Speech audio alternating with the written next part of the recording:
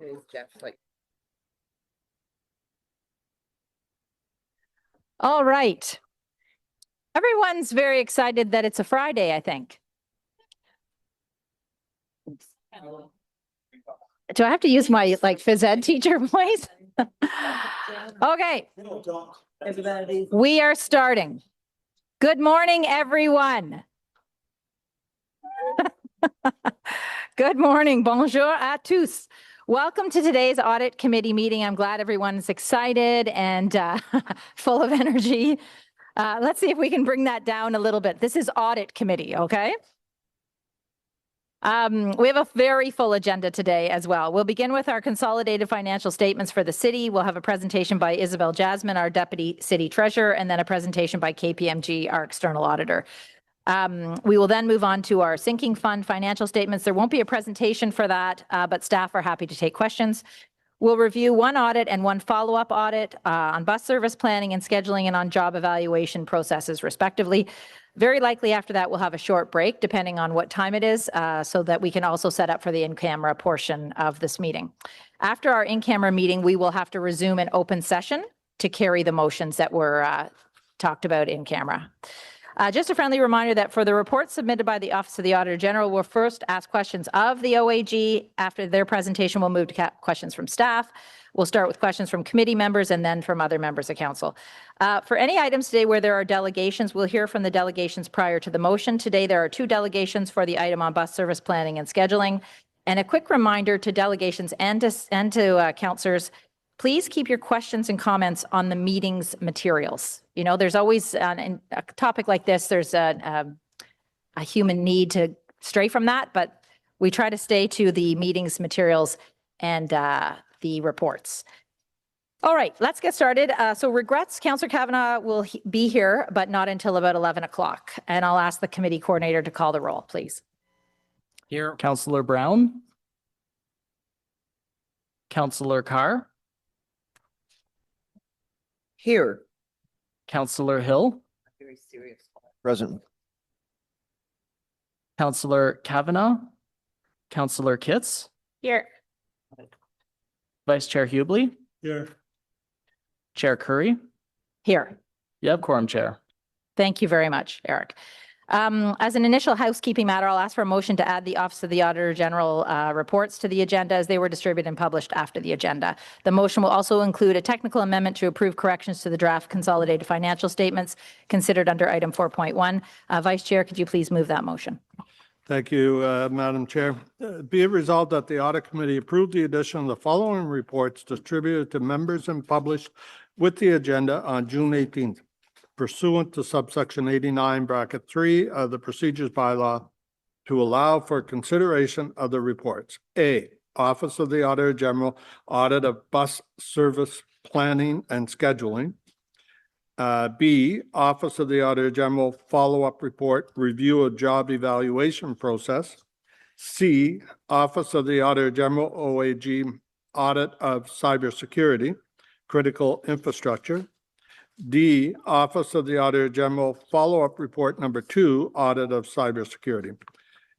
Approve the following amendments incorporated into the revised version of Document 1, supporting document to the report 2025 City of Ottawa Consolidated Financial Statements, distributed to members and published with the agenda on June 17.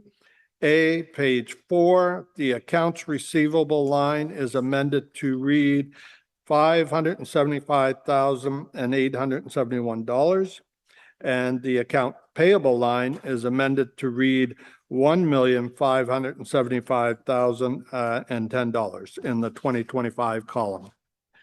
B, page 8, the decrease in the account receivable line is amended to $14,765, and the increase or decrease in accounts payable and accrued liabilities line is amended to $346,315 in the 2025 column. Part C is page 8. The investing activities purchase of investments line is amended to $347,147. And the disposal of investments line is amended to 774,185 in the 2024 column. Page 25, note 3 is amended to agree with the amount of 575,871, showing on page 4 as amended. And finally, E, page 29, note 7 is amended to agree with the amount of $1,575,010, showing on page 4 as amended. Thank you. Please don't ask me to read that again. That was excellent reading, Vice Chair Hubley. Thank you very much. Okay, so that motion, is that carried? Carried. Thank you very much. And declarations of interests, none were filed. And we move to the Audit Committee minutes 17 from April the 30th, 2026. To confirm these minutes, are they carried? Carried. Carried. Thank you. And now we move to the Finance and Corporate Services Department for the consolidated financial statements. We'll wait for Isabel to come to the desk.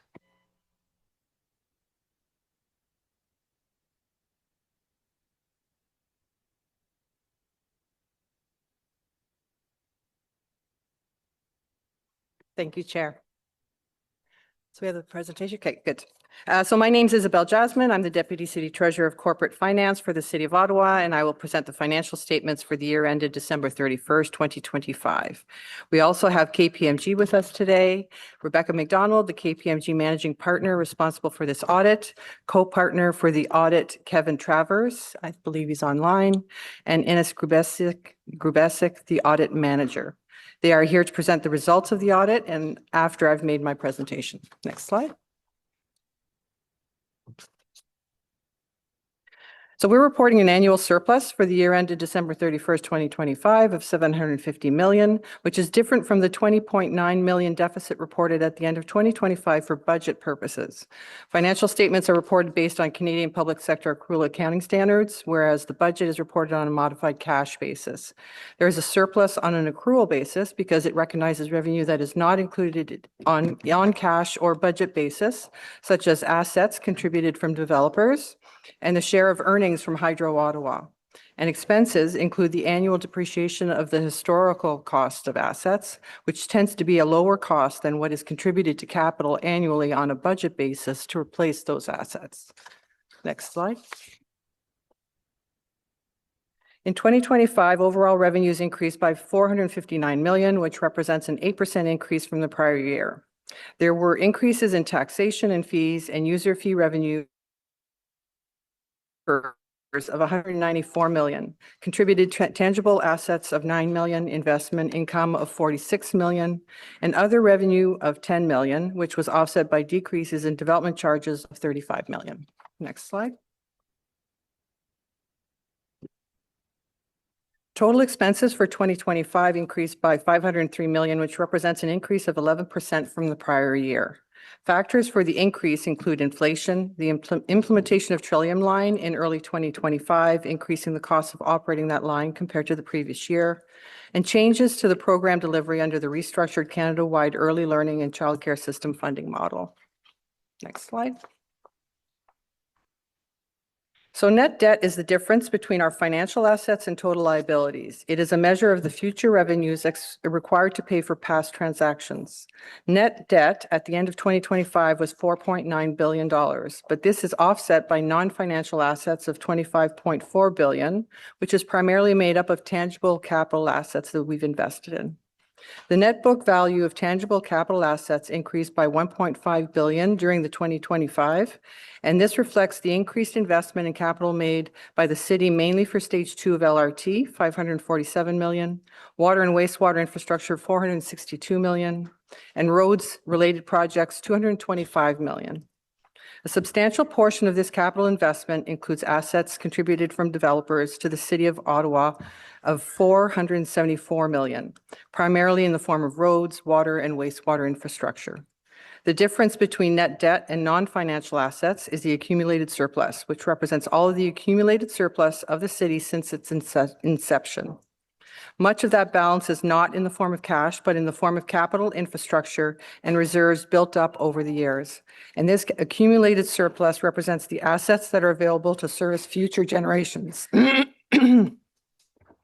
The city's overall accumulated surplus increased by 700 million in 2025 to a total of 20.5 billion. The increase is primarily due to the annual surplus of 750 million reported on slide 2. Next slide. Financial assets. Cash and cash equivalents make up 26% of our financial assets, or just over $1 billion. Accounts receivable decreased in 2025 by 576 million. Investment in government business enterprise represents the net assets of Hydro Ottawa, which we report on our financial statements on an equity basis. The city received dividends from Hydro Ottawa in the amount of 22 million in 2025 related to the results from Hydro Ottawa's 2024 operations. The loan receivable is for the Stage 1 LRT loan to RTG from long-term lenders that was assumed by the city in 2019. Liabilities. Accounts payable and accrued liabilities make up 41% of total liabilities. Deferred revenue makes up another 21% and has increased by 255 million, mainly due to government funding related to housing and childcare that was received but not spent yet. The P3 liability relates to the Trillium Line private debt of 129 million outstanding at the end of 2025. The next slides will provide additional details on the next two major items, employee future benefits and pensions, as well as the net long-term debt. Next slide. So employee future benefits increased by 54 million, mainly due to plan amendments relating to Ottawa Police Services, as well as increases in WSIB related to certain cancers. These liabilities represent benefits earned but not payable until future years. The amount payable in the current year is budgeted for each year, and changes in future liabilities are primarily because of changes in actuarial assumptions and legislation.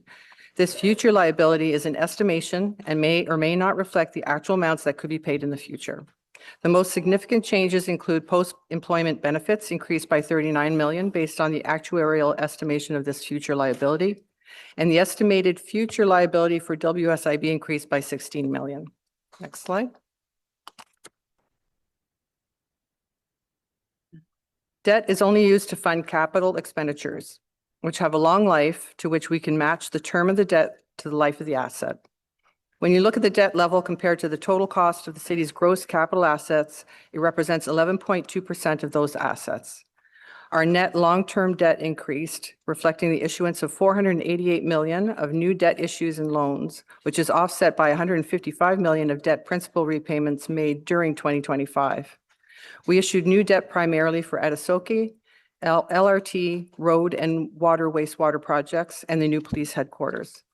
Principal and interest payments are restricted in two ways. Council has established a specific targets for debt, whereby principal and interest payments for tax and rate supported debt are not to exceed a combined target of 8.5% of the city's own source revenue. In 2025, this percentage was 4.7%.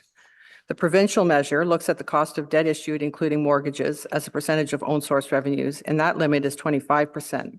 In 2025, this measure is calculated at 8.79%, which is far below the provincial limit. Next slide. So the overall net book value of the city's tangible capital assets increased by 1.45 billion in 2025. The most significant construction projects contributing to the increases are 547 million for light rail stage 2, which is reported in assets under construction, 225 million for roads infrastructure, and 462 million for water wastewater infrastructure. As you can see from the chart, water and wastewater infrastructure makes up 28% of the total tangible capital asset net book value. The LRT Stage 2 capital asset costs are still accumulating within the assets under construction category, apart from the Trillium Line, where costs have been transferred to the LRT asset category in January 2025. As sections of Stage 2 are put into service, those asset costs are reallocated to the LRT asset category. This concludes my presentation, and I will now pass it to Rebecca McDonald from KPMG for an overview of the audit results.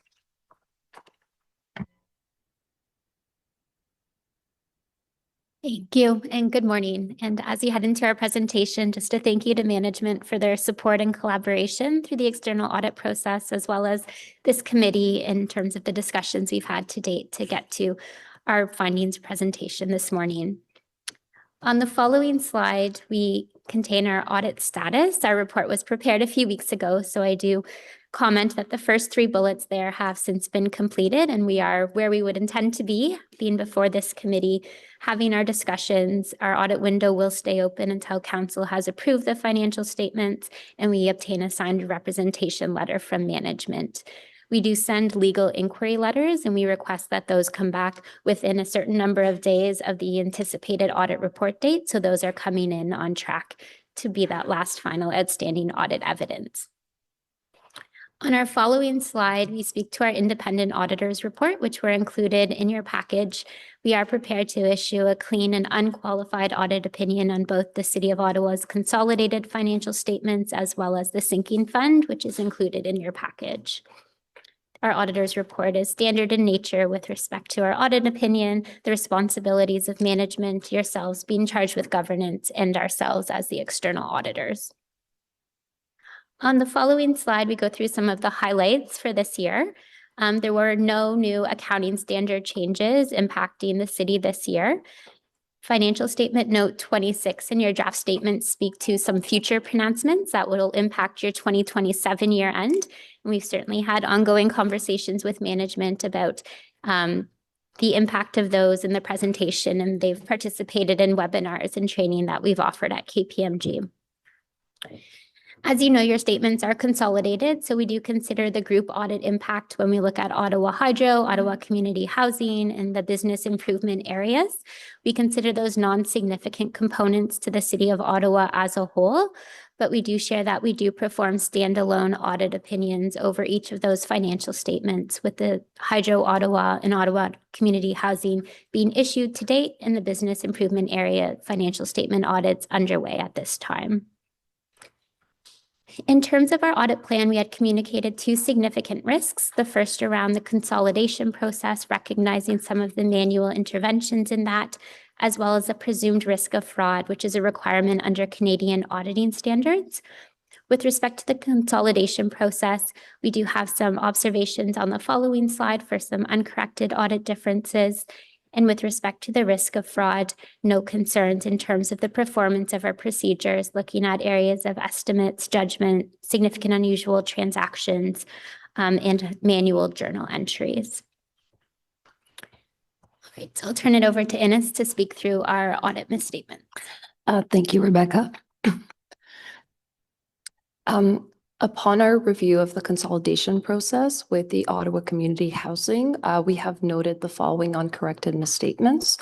A reclassification error between the accounts payable and the employee future benefits liability of the amount of 7.9 million. A reclassification error between the accounts payable and deferred revenue of 6.3 million. And consolidation error between accounts payable and accounts receivable of 6.6 million. Just to emphasize that these amounts are not material to our financial statements and do not modify our audit opinion. As for the corrected misstatements, we have noted simply a reclassification errors of realized gains on investments of 19.7 million in the statements of remeasurements of gains and losses between the unrealized gain and the amounts reclassified to statements of operations. And as for control deficiencies, we have not noted any significant control deficiencies over financial reporting, and any performance improvement observations were made aware to management. Thank you. I'll pass it to Rebecca to finalize the presentation. So our last point to share is with respect to our independence. So through the course of the audit, KPMG as a firm has not performed any additional services for the city that could be thought to encroach on our independence as the external audit team, certainly recognizing that's the value we bring as the external auditors. So that would conclude our presentation, Chair. Thank you very much to both of you. Must be nice to get a good audit. Okay, questions from committee members and or other members of council?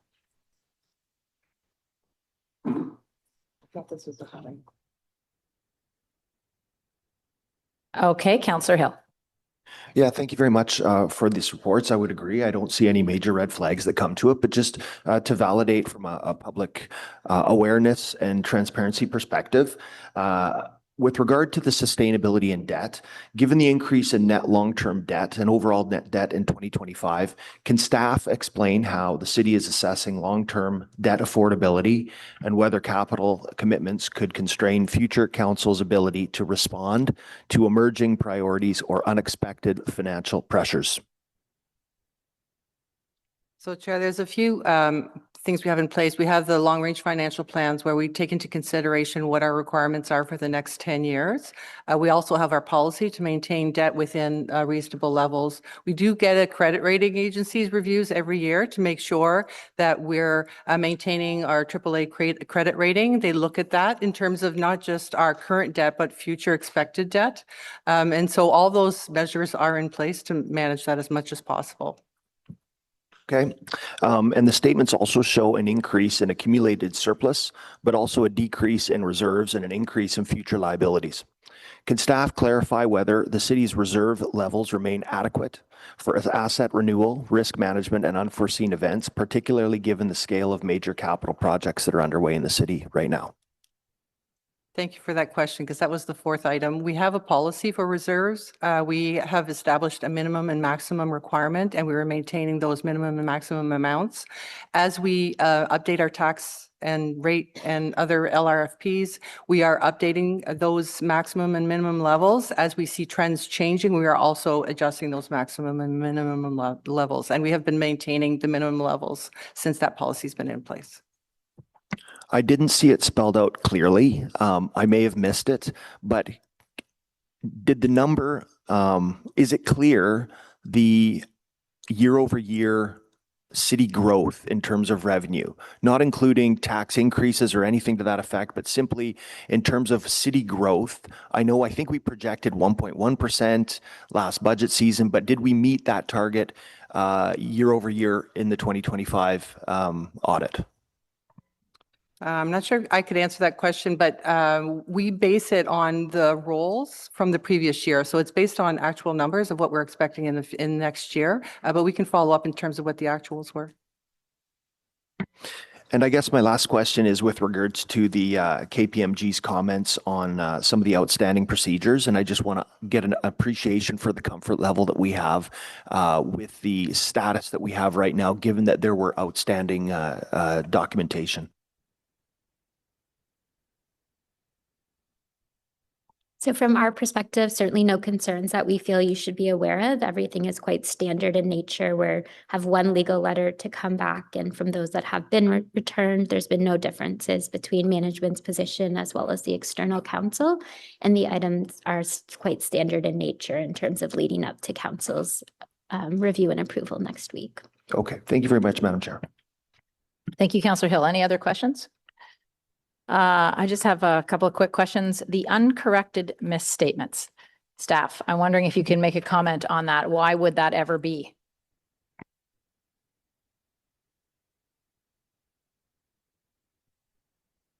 I guess I'll speak to that. We have brought up to management that these we have brought up to management that these misstatements are not material to financial statements, and they always have the option to leave them uncorrected if they choose so. They are really not material when you think about it, and if you prefer them to be corrected, they could always choose to correct them. They do not impact our opinion. Yeah, we could change it, just making it in time for the audit committee and making sure we give you the most accurate financial statements. It would require an edit to the financial statements, and then probably just include that in the council meeting, that change that happened between audit committee and council. But they're not material. They will be in the following year. We catch up. We include those in the next year's financial statement. So the balance sheets are always up to date in terms of the uncorrected statement. Okay, I just want to make that clear for anyone listening that's thinking, why is there something that's uncorrected? A misstatement that's not corrected sounds like a bad thing, but we understand it. The other thing is the amendment that Vice Chair Hubley read out, the changes. Anything material there? Anyone have a comment on that? No, we didn't feel they were material. Okay. All right. I don't see any other questions of counselors, so I think we will read the motion out then that the Audit Committee recommend council approve the 2025 City of Ottawa Consolidated Financial Statements, including document 1 as amended. Is that motion carried? Carried. All right. Thank you very much. So the sinking fund financial statements. Any questions on the sinking fund financial statements? No. Okay. So we just have a motion there as well that the Audit Committee recommend council approve the sinking fund financial statements for 2025. Is that carried? Carried. All right. Thank you very much to everyone. Thank you to KPMG. Always great to see you. All right. So now we'll move to the Office of the Auditor General, item 5.1, the audit of bus service planning and scheduling. So I did want to just say that when we get to the delegations, which we will do right after our presentation, there is one more delegation as well that was added. A delegation request went to a spam folder. We have corrected that. So you could be prepared for 3 delegations. All right. Whenever you're ready, Office of the Auditor General. Merci beaucoup, Madame la Présidente, et bon matin aux membres qui sont présents avec nous ce matin. The first audit that we would like to present to you today is the audit of bus service planning and scheduling. This audit was included in our work plan due to the importance that the city's transit system plays in the day-to-day lives of Ottawa residents, as well as concerns raised by members of council throughout my annual discussions. Our hopes with this report is that it will provide clarity on the root causes of some of the issues, key issues, I should say, that OC Transpo has been facing, enable a transparent discussion of these issues, and of course, to provide management with recommendations, both short-term and long-term focused. I would like to take a moment to thank management and staff at OC Transpo who worked collaboratively with us in support of this audit. They've had, as I'm sure you are all aware, a lot going on, and we very much appreciate the effort and time commitment that an audit such as this does require. You may realize that some of the issues raised in our report have been brought forward by OC Transpo over the course of the past few months. In some instance, I believe this is a result of our collaborative approach that we've taken throughout the audit, in which we have communicated issues as far back as the beginning of the year to enable staff to start proactively working on corrective actions. We have with us this morning David Cooper, who is a subject matter expert in transit service planning, infrastructure delivery, and policy. Leveraging his work at TransitLink, for those who aren't familiar, that's Metro Vancouver's transit system, Calgary Transit, as well as the City of Toronto, David had participated in all elements of our audit. He'll be happy to help us answer questions that you may have at the end of the presentation. I will now pass the presentation over to Deputy Auditor General Joanne Gorenstein, as well as Audit Manager Corey Richardson, to walk you through the results of our audit. Merci beaucoup, et prochaine diapositive, s'il vous plaît. Good morning. OC Transpo operates a multimodal system that includes rail, conventional bus, and paratranspo services. The bus network currently has more than 100 routes across the city. At the planning stage, routes are designed using customer travel patterns, ridership data, budgetary constraints, and transit service standards and guidelines such as service frequency. Service changes occur quarterly to address seasonal demand and community growth, aiming to align capacity with demand on busy routes, reduce capacity on underused services, and expand coverage when funding allows, all in line with service standards and guidelines.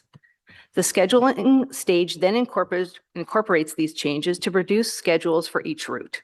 Next slide, please. The objective of this audit was to assess the efficiency and effectiveness of OC Transpo's bus service planning and scheduling process.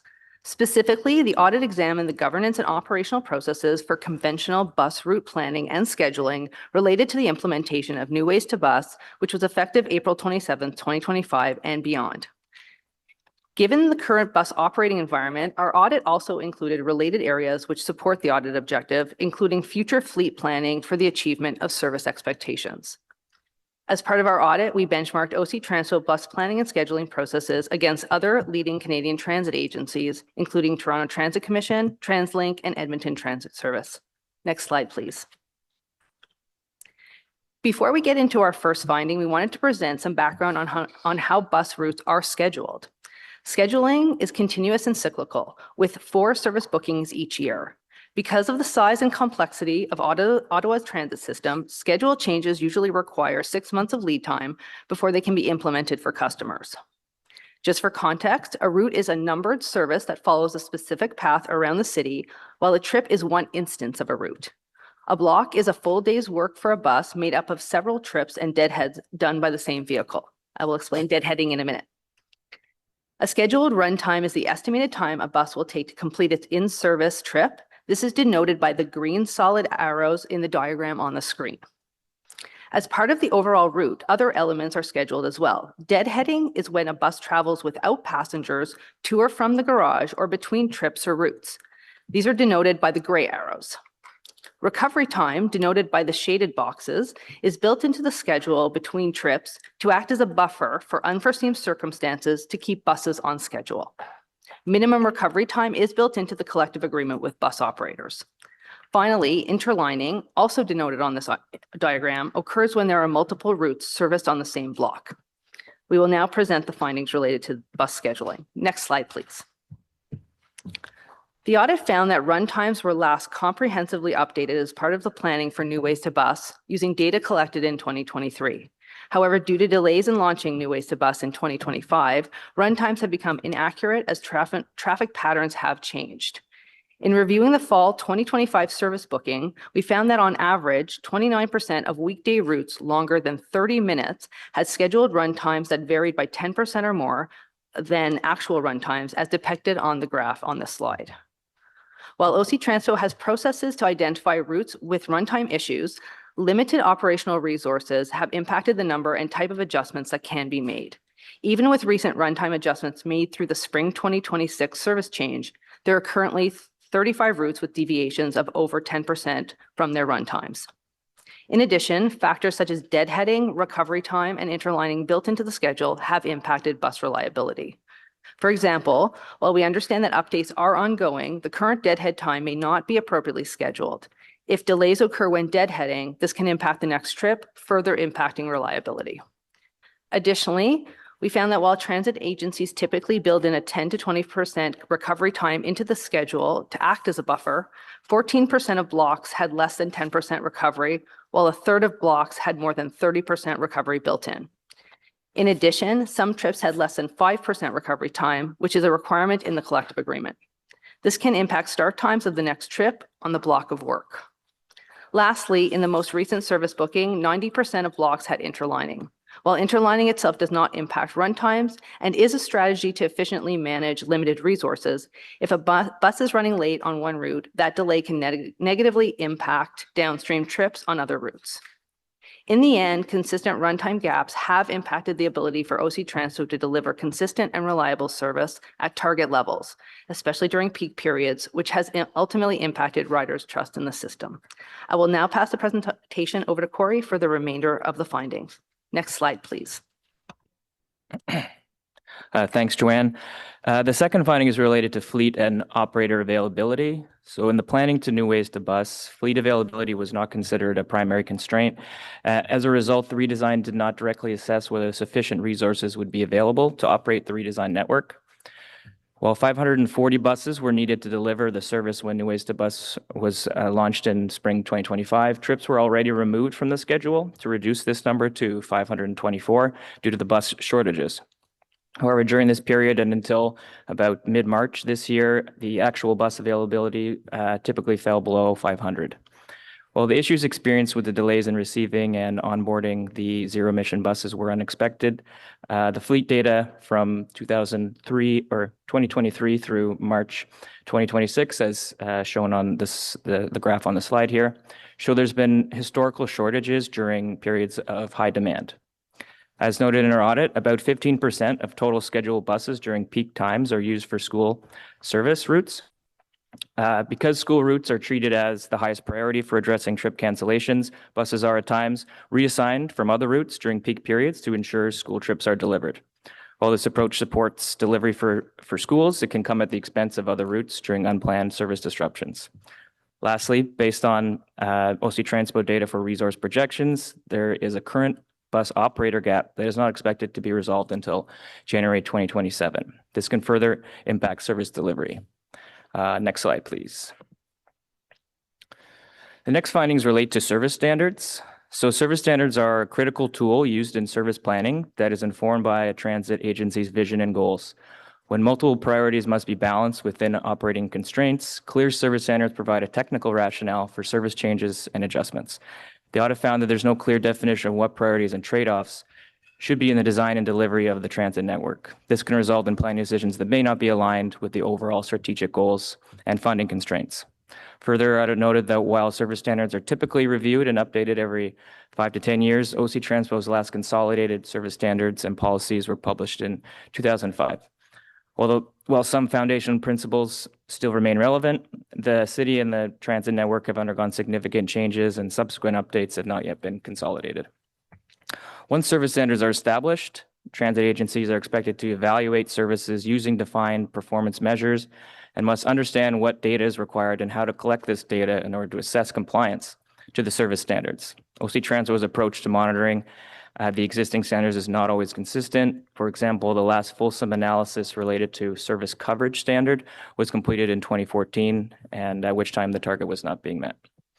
Further, where performance falls short of established service expectations, such as reliability targets, management has confirmed that no analysis has been conducted to determine the level of resources needed to fully meet these service expectations. Without this, management cannot provide a clear picture of the resource requirements needed to meet the service standards. Let's go to the next slide, please. The next finding relates to service planning decisions, which are not always guided by planning principles and technical analysis. For example, the E1 route, which operates parallel to the LRT Line 1, serves as a supplemental rail alternative in addition to the R1 that is in place during unexpected rail disruptions. This route is inconsistent with the approach of New Ways to Bus, which emphasizes taking advantage of the LRT network.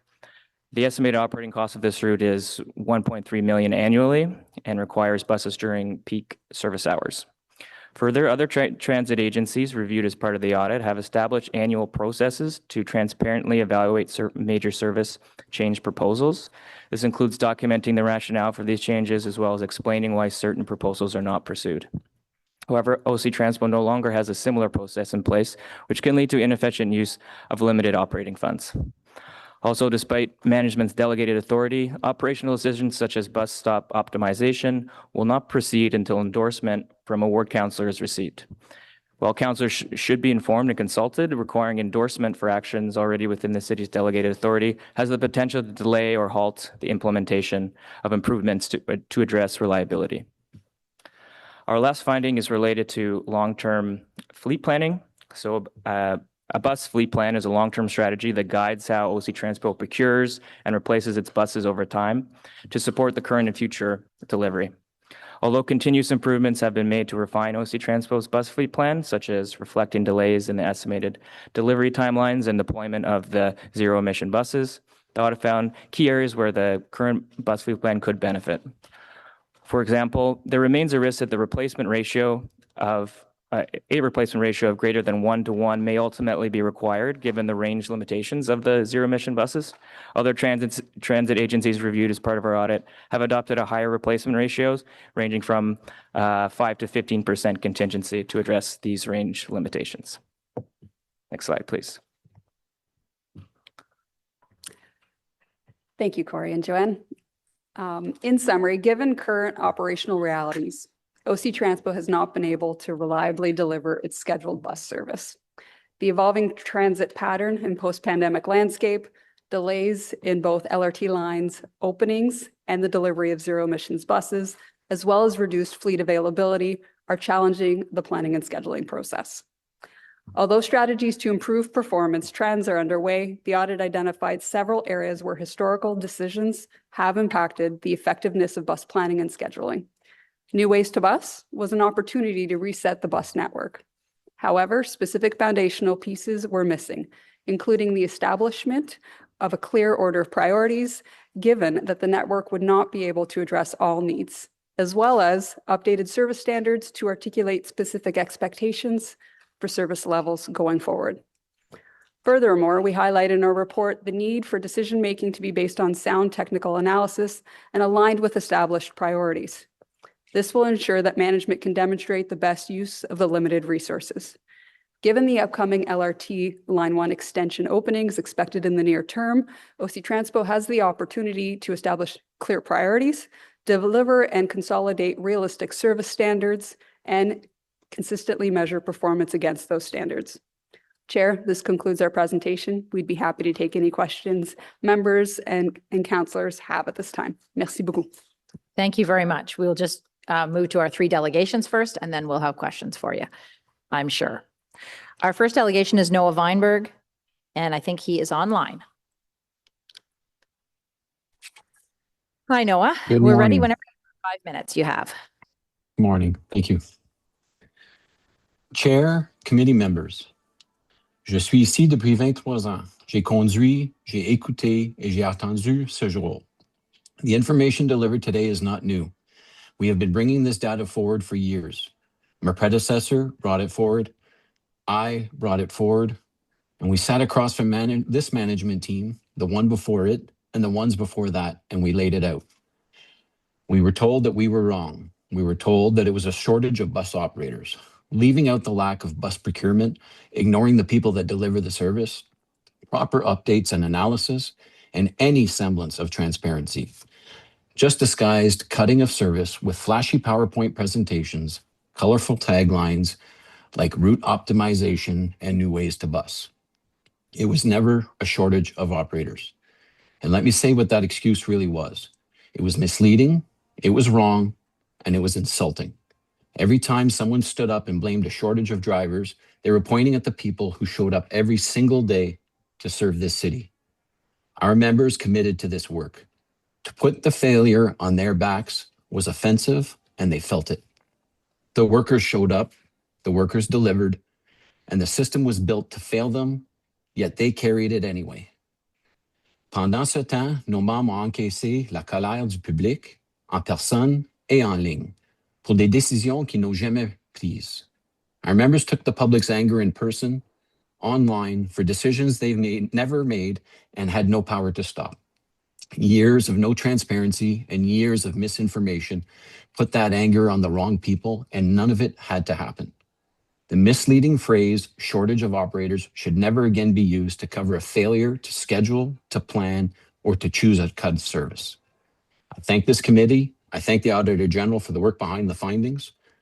We pushed for this audit for a long time and we needed it. It has finally been delivered. But the responsibility does not stop at management.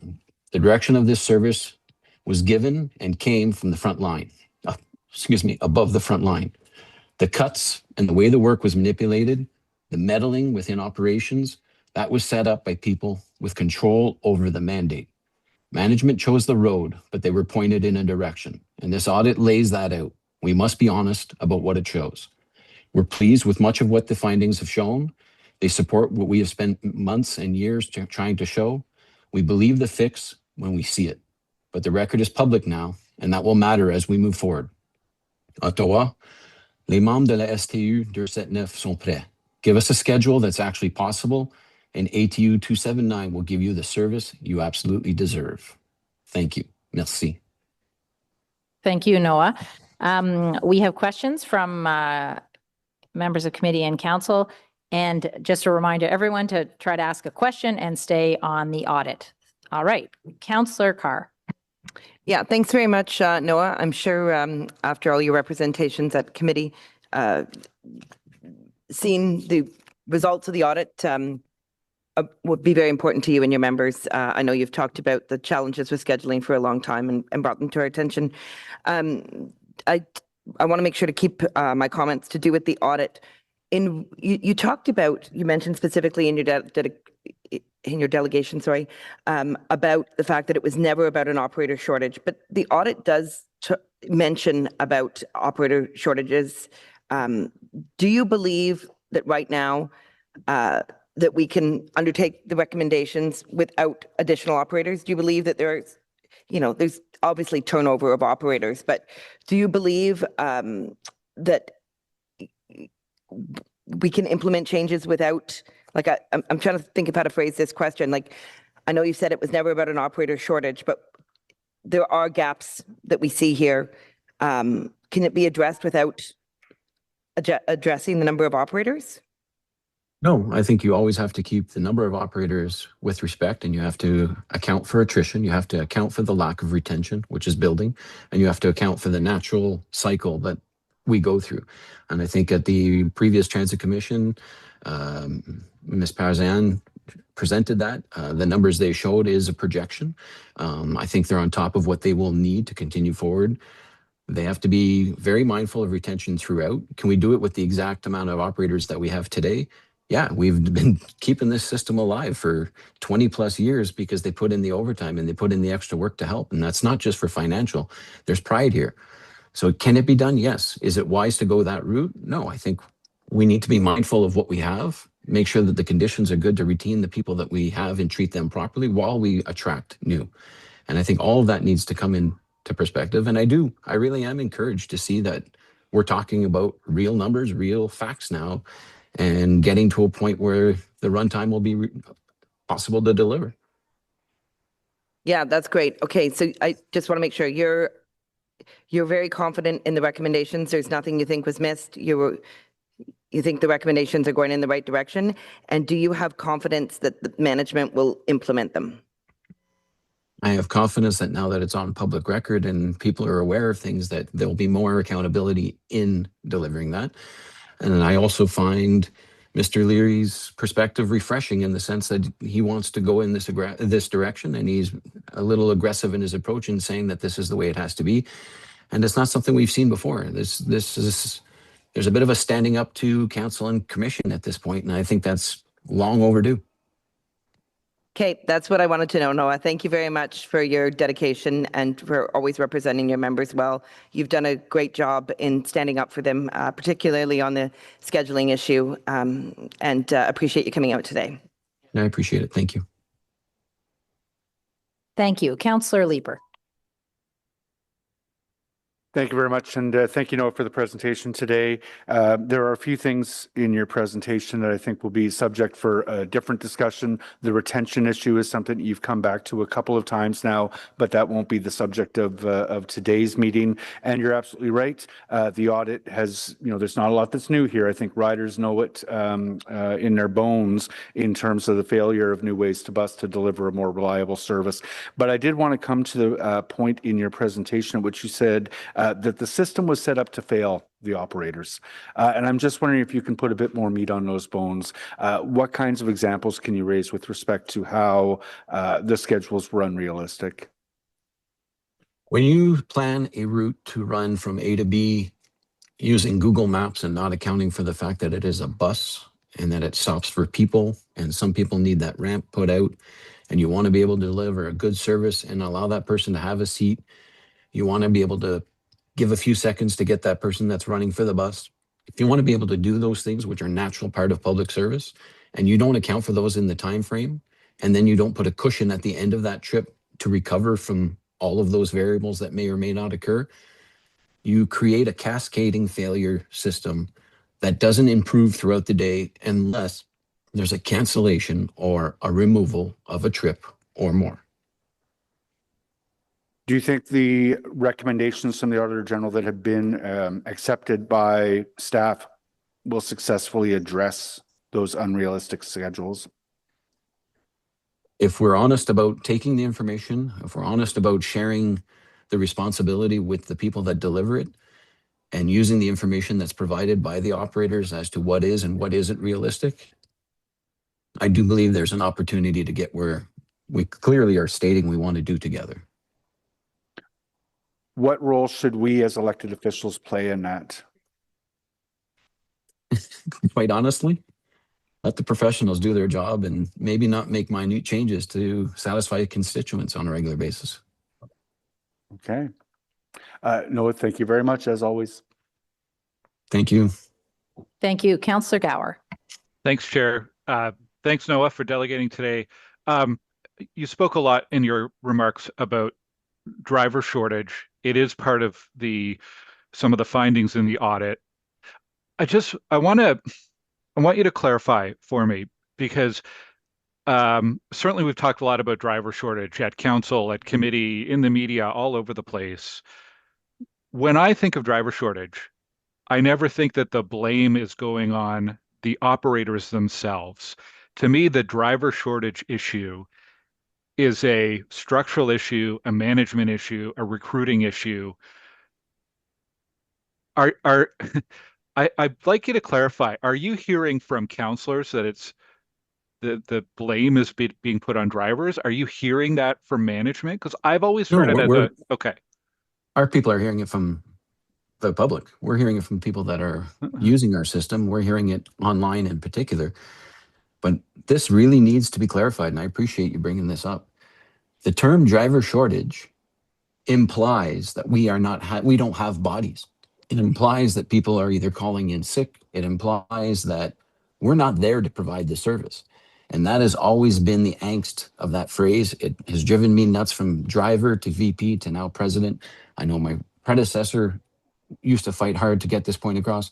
It is not that we are missing people, and we are absolutely not missing people willing to work. What they call driver shortage is when they need to cancel a trip because they poorly planned it and they couldn't make it so that recovery time allowed the next trip, and they cancel it. They say it's because the driver wasn't available. That goes as driver shortage. And that is an excuse. It's a scapegoat. And every single transit commission that the previous GM laid that out, it drove our people crazy. It is unfair. It is misleading, and it wasn't what was happening. If they cannot plan for the federal mandated break, if they cannot plan for the variables that an operator sees in their day-to-day, that failure is on them. It can't be operator shortage. It's management failure. That's what it was. That's the reality. And thankfully, this audit finally points it out. Okay. Thank you for clarifying that, Noah. Thanks, Chair. Yeah, and thank you, Councillor Gower and Noah, for making that clear for all of us. It was super helpful. Councillor Tierney. Great. Thank you, Chair, and thank you, Noah, for your delegation today. I've watched over many years of being on council and transit committee the entire time I've been on council, many GMs. I agree with you. I think there's a lot of challenges we've seen. Would it be ordinary that a lot of decisions that were made by management and council, like technology changes and buses not actually being there, you would actually see multiple operators waiting to drive a bus that frankly never even showed up, and you guys took blame for that? Yes, the public reads operator shortage as though the system's being abused, or oftentimes it would come out near a long weekend and we'd hear that nonsense about, oh yeah, they're taking advantage of the system. And the reality wasn't that. We had the system's built to have spare operators. The spare operators cover for those one-offs and those anecdotal moments when somebody needs to cover. That's there. The spare's there. The system's built properly for that. To imply that it's failing because of a shortage is often misleading. It's insulting, and I alluded to that in my speech, and I truly believe it. It always came as an insult to us. We have operators that enjoy running a spare board so that they can do different work every day and meet different people. The contingencies are in place. The manipulation of the wording and the manipulation of the coding to be able to say that it's because they were of a shortage, no, it was poor planning, and it really always falls to that. Great, and thank you. And that's where I was going. I think you've probably seen I've been quite vocal about some of the decisions that have been made, especially on technology that hasn't arrived. For example, buses, and you guys get blamed, even though it's the things that you have to drive to be able to do your function. So thank you for that. You also did note, and I completely concur, that previous GMs may not have included the operators to the degree that I'm seeing right out of the gate. I'm hearing from operators that live in my ward that are quite pleased with the new goal. This is the first time I've really seen this ever, where operators are part of the discussion to give real world examples to management and with this GM. Is that a fair statement? And hopefully this continues, because I see this actually helping solve the issue and give back to people the transit they deserve. It's a fair statement that we've turned a corner. Absolutely. We recognized it in bargaining. We were able to get some language that enables us to have a little bit more of a say at the table, if you will. And with that, under Troy's watch, it was instrumental towards moving this. That management team that replaced Renee's was very instrumental in moving in this direction. And any concern I had of Mr. Leary coming in and flipping that is alleviated. He has been very welcoming, and he has pushed for things to move a little quicker than in the past, which is, again, really refreshing. And I think we're in the right direction. I will say it once again, I am cautiously optimistic. However, things are moving in the right direction. And to be honest, the tone from management at this point, laying it out frankly, is refreshing to hear at council, it's refreshing to hear at commission, and it is very refreshing to deal with. Great. Thank you. Leadership drive results, and thank you for your leadership and Mr. Leary's leadership and the continued work together. I appreciate that. I appreciate it. Thank you. Thank you. Thank you very much, Noah. There are no further questions. It will go to the, oh, sorry, wait a second. Okay, no, we're good. Thanks a lot, Noah. Sorry. Computer. Thank you very much. All right, we'll move to the next. Happy Juneteenth. Happy Juneteenth. Oh, Councillor Carr, you have to get with the program, okay? You have to be cool to know that. So our next delegation, back to Audit Committee, is Michael Wright. Michael, you have 5 minutes whenever you're ready. Thank you, Chair, and happy June 18th as well. Thank you for allowing me the opportunity to speak at today's Audit Committee. I'm Michael Wright, a resident of the city. Overall, I'm pleased to see this audit and the contents of it. It's been a long time coming, as echoed by the previous delegate. However, there are a few things I noticed it's missing and would simply like to put that on the record, such as the ridership figures on page 5 go back to the 2019 period, but there's also, under the fleet section, there's a failure to mention the loss of the fleet over the span from 2019 through 2023, namely where we retired like 175 Orion hybrid buses and the 74 8000 series double deckers, which I brought up when I delegated at the November 24th, 2025 Transit Commission at the budget there. And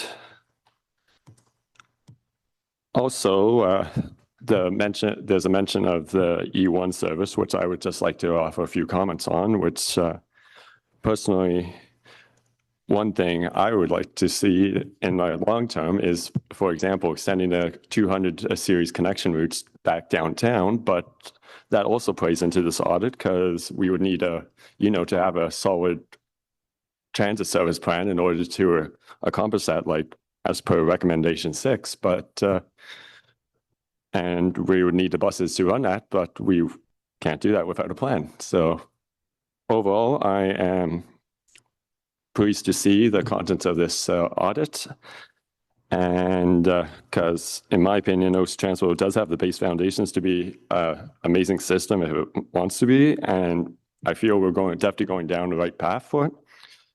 Because don't forget, if you go back in time to 1987, we actually won an award by the American Public Transit Association for being the best public transit system in North America, or best large public transit system in North America. And I feel if we follow these recommendations by the Auditor General, we can maybe once again be an award-winning system. So I would like to wrap it up by thanking the Auditor General and her team for conducting this audit. That concludes my delegation. Thank you very much, Michael. Questions for the delegate? I don't see any. Michael, thank you for coming today. Thank you, Chair.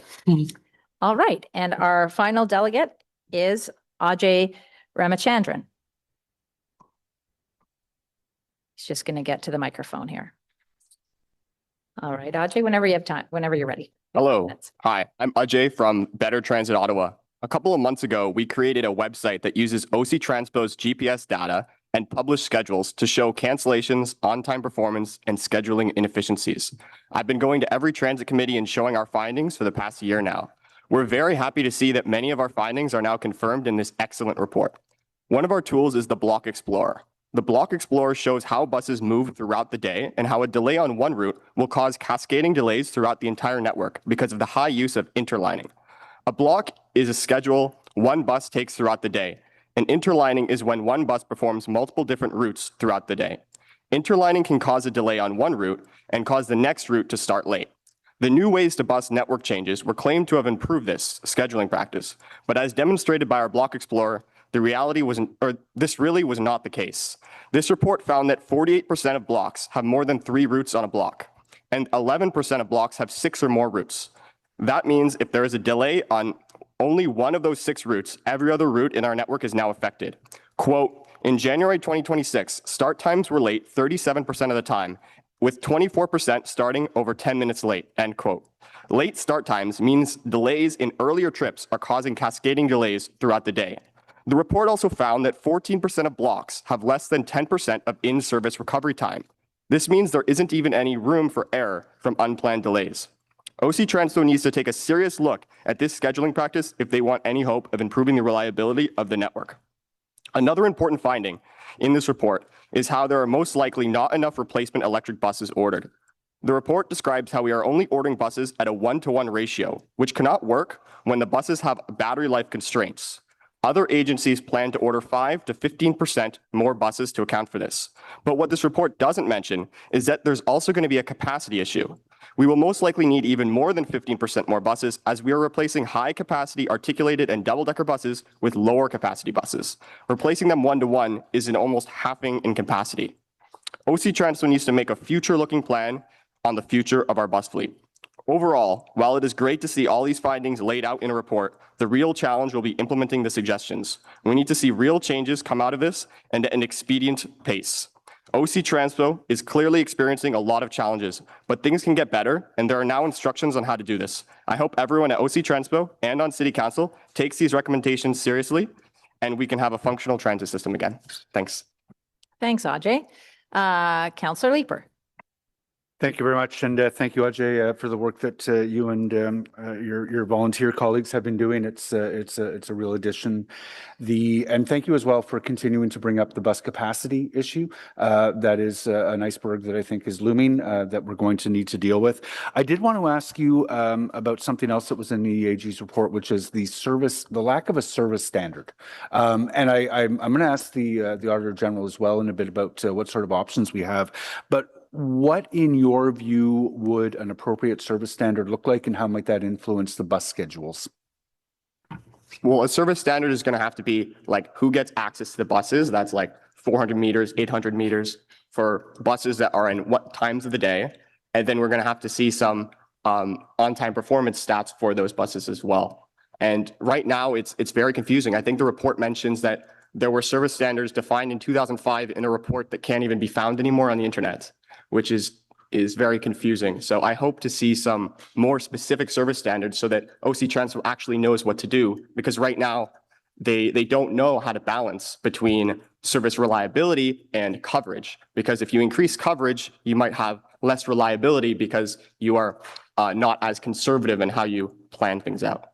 Yeah, the service coverage standard is something that was raised by the Auditor General in the presentation. There's not a lot of discussion of that in the report itself, but as far as I can tell, we're not even pretending to adhere to any standard that we might have had at one point. New ways to bus has meant much longer walks to bus stops for folks. That seems to be in contravention of a service standard that we had at one point, but there's been no rigorous exploration of that. And I hope that as we follow up on the AG's recommendations to create service standards, that service coverage is something that we take a rigorous look at. Thanks for your presentation today. Thanks. And Councillor Kitts. Thank you, Chair. No questions, just a comment. I have a very unreliable route in my ward that we've been tackling that I'll reference later today, but we actually used your on-time performance calculator to sort of stress test some of the assumptions that we were making and sort of use that to help make changes to Route 30. So I just wanted to acknowledge your work on that and thank you for doing that. Thanks. Thank you very much. We don't have any further questions. Okay, so now we have questions for the Office of the Auditor General.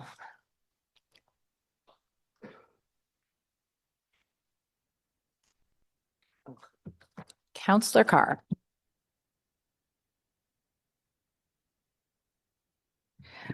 Thank you very much. First of all, can't give you enough appreciation for the work that was done on this. As a member of Transit Committee, this is absolutely excellent to have this level of oversight and for us to follow through on Transit Committee as well. Oftentimes we see governance by outrage at that committee, and this instead of strategic direction, and this provides wonderful recommendations on runtime adjustments, deadhead travel, recovery times, allocations of bus and operators, bus fleet plan, all these amazing things we should be talking about. I assume that while you were doing the work that and working with Transit that you came up with suggestions for future audit items of OC Transport. Would that be correct? Chair, through you, thank you for the question, Councillor. There is an endless list that we have from an audit perspective, and I'm very happy to say that even our new general manager has shared areas that he would like to see some additional insights in. So, excellent, perfect, thank you.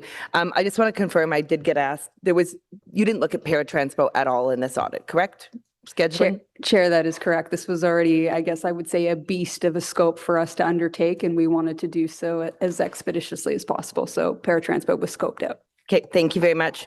The fleet plan is something that I've asked about the past several Transit Committee meetings. I was always surprised that we didn't have one, given that the previous council made a lot of decisions, for example, on the e-buses, not putting the on-street pantographs on, knowing that only 57% of the routes could be delivered by this, continuing to order double-decker buses, even though they had a meantime failure that was not very good, and as well manufacturer's defect.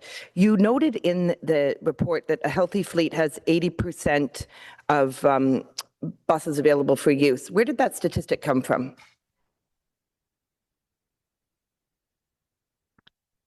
Through the chair, a 20% spare ratio is pretty much an industry standard, and what we found was that's generally the rule of thumb OC Transport was looking at. One of the things that we did take a bit of a deeper dive on is that there's a lot of differential fleet you have, from zero emission buses, double deckers, higher capacity articulated buses, new diesels, and things like that. And obviously, over time, you may want to look at differential spare ratios depending on vehicle availability, with that being a much greater area of concern here. But typically, a 20% spare ratio is being looked at. I would suggest from other agencies that be revisited, especially on the zero emission buses, just because of differing technology maturity, range, and upstream infrastructure components that you need to be mindful of in your garages for charging capacity and things like that. But 20% is pretty typical. Okay, thanks. I just wanted a source for that. Now, I wasn't clear in the report. It looked like there was evidence of a fleet strategy. What sort of a fleet strategy, fleet plan did you find in OC Transpo? Like, how much detail was in it in light of all of these challenges that have been raised? Thank you for the question through the chair. We did see a document that was a strategy. It was a high-level document, and that's why we did flag some of the things that we did in terms of the level of detail of some of the assumptions and then interdependencies associated with that. But we are cognizant that additional work is being developed by management to more fulsomely develop this, and I believe bring this back to Transit Committee. Okay, thanks. So it was very high level. Okay.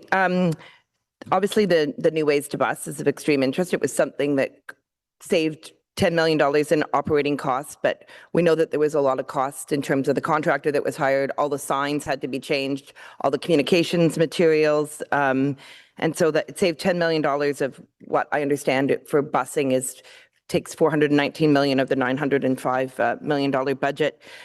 Did you see any evidence that the intent was to make sure that all of the routes were on time, or that there was any adjustment between the 2023 times that were used and the 2025 launch? Was there any attempt at all to change any of those to match the new patterns in traffic or anything else, or there was no evidence whatsoever that anything was adjusted in the lag? Thank you for the question. That was a lot of, I'm going to try to make sure I get all the components, but I do think in the crux of your question, we did see evidence that between for the design based on 2023, what was started in 2023, they were definitely addressing the run times. I think, but again, the data was based on 2023. So then when we got to 2025, things had changed. And again, there's a lead time required for to put into the schedules, and that was part of the problem. But I guess maybe just to add to that, from the point of when they had put together the schedules in anticipation of an earlier launch of New Ways to Bus, there was no level setting between that period and when they actually did go live, if that is what you were asking. Yeah, perfect. That's excellent. But it seems to me that there's no shortage of data that is available. You had lots of data on bus scheduling, operator availability. You have OC Transpo has a wealth of data. Is that correct?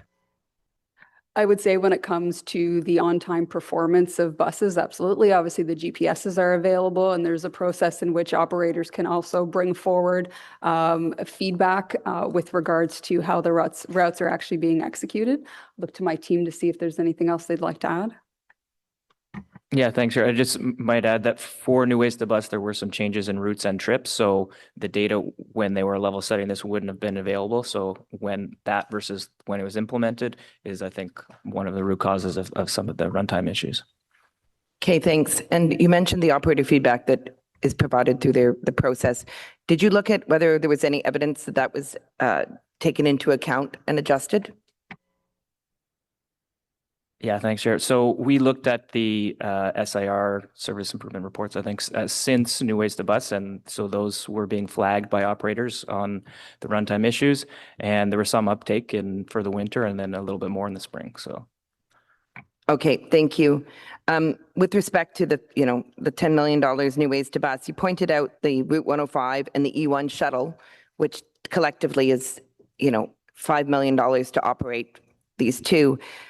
Were there other routes that you saw that had no evidence for, no substantiation of why they were online? Or are these just the two most flagrant examples?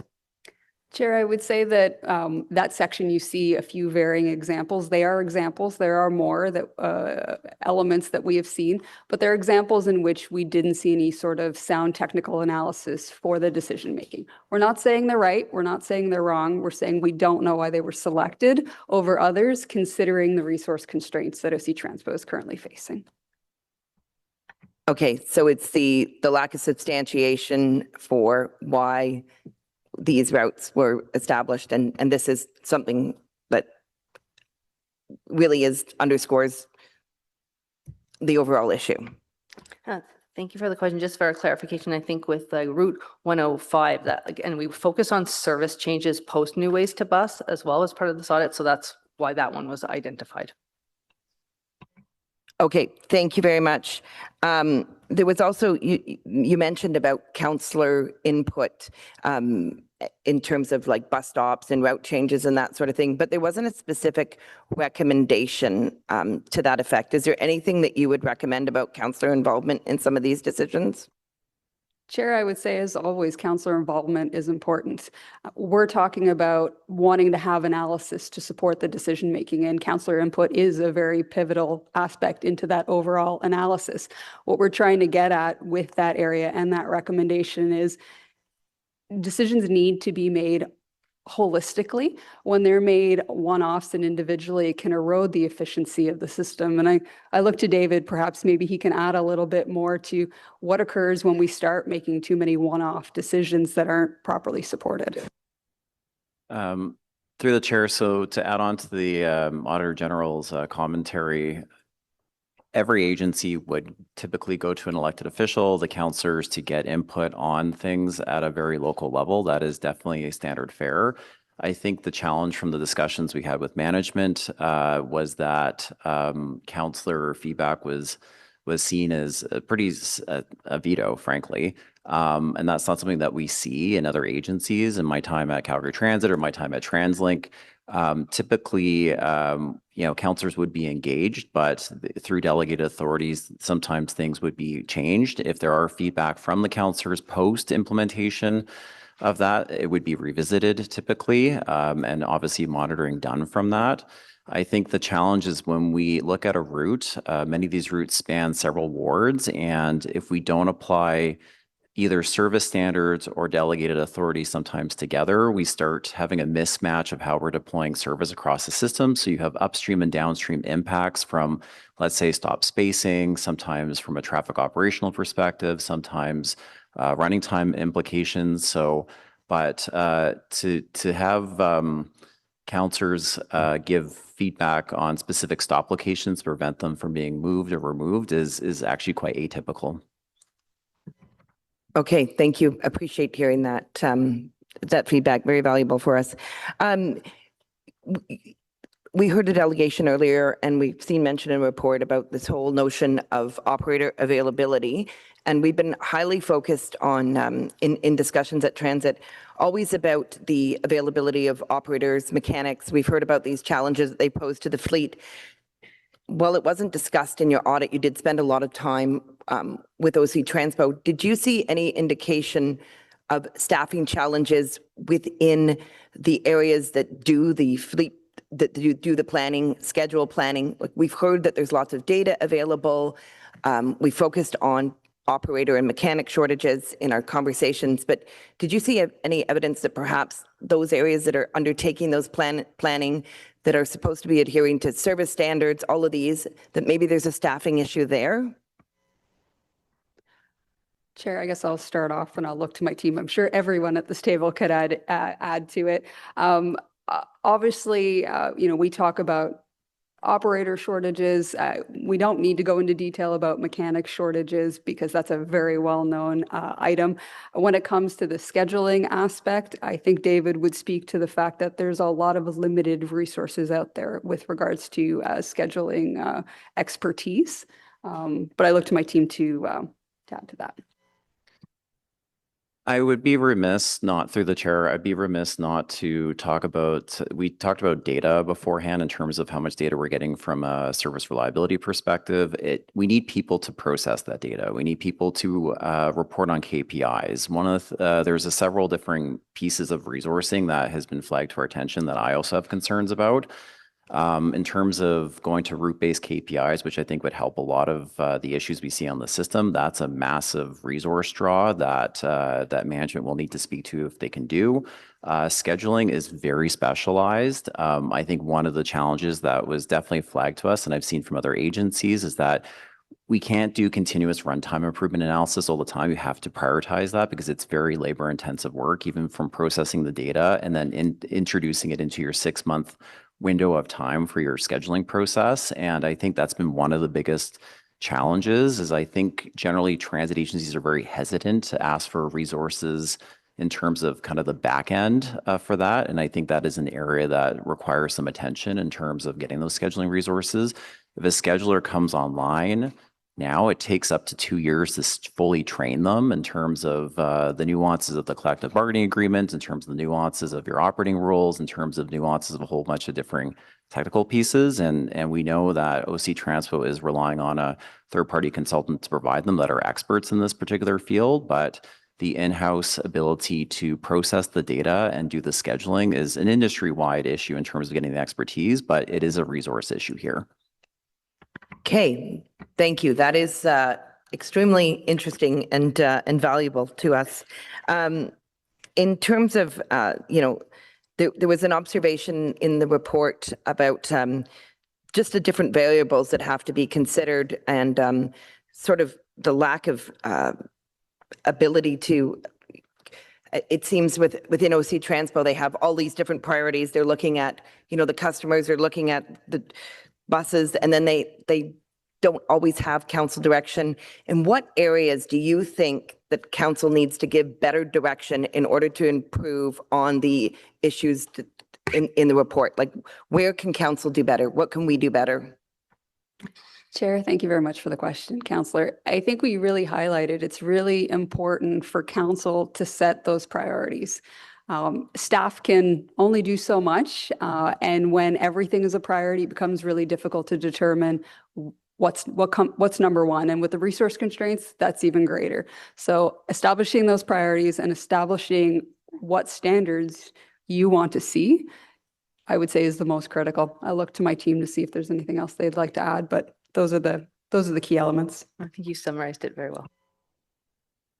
Okay, I'm probably out of time, so I'll let somebody else go. Thank you very much. Very valuable insight and answers. Thank you.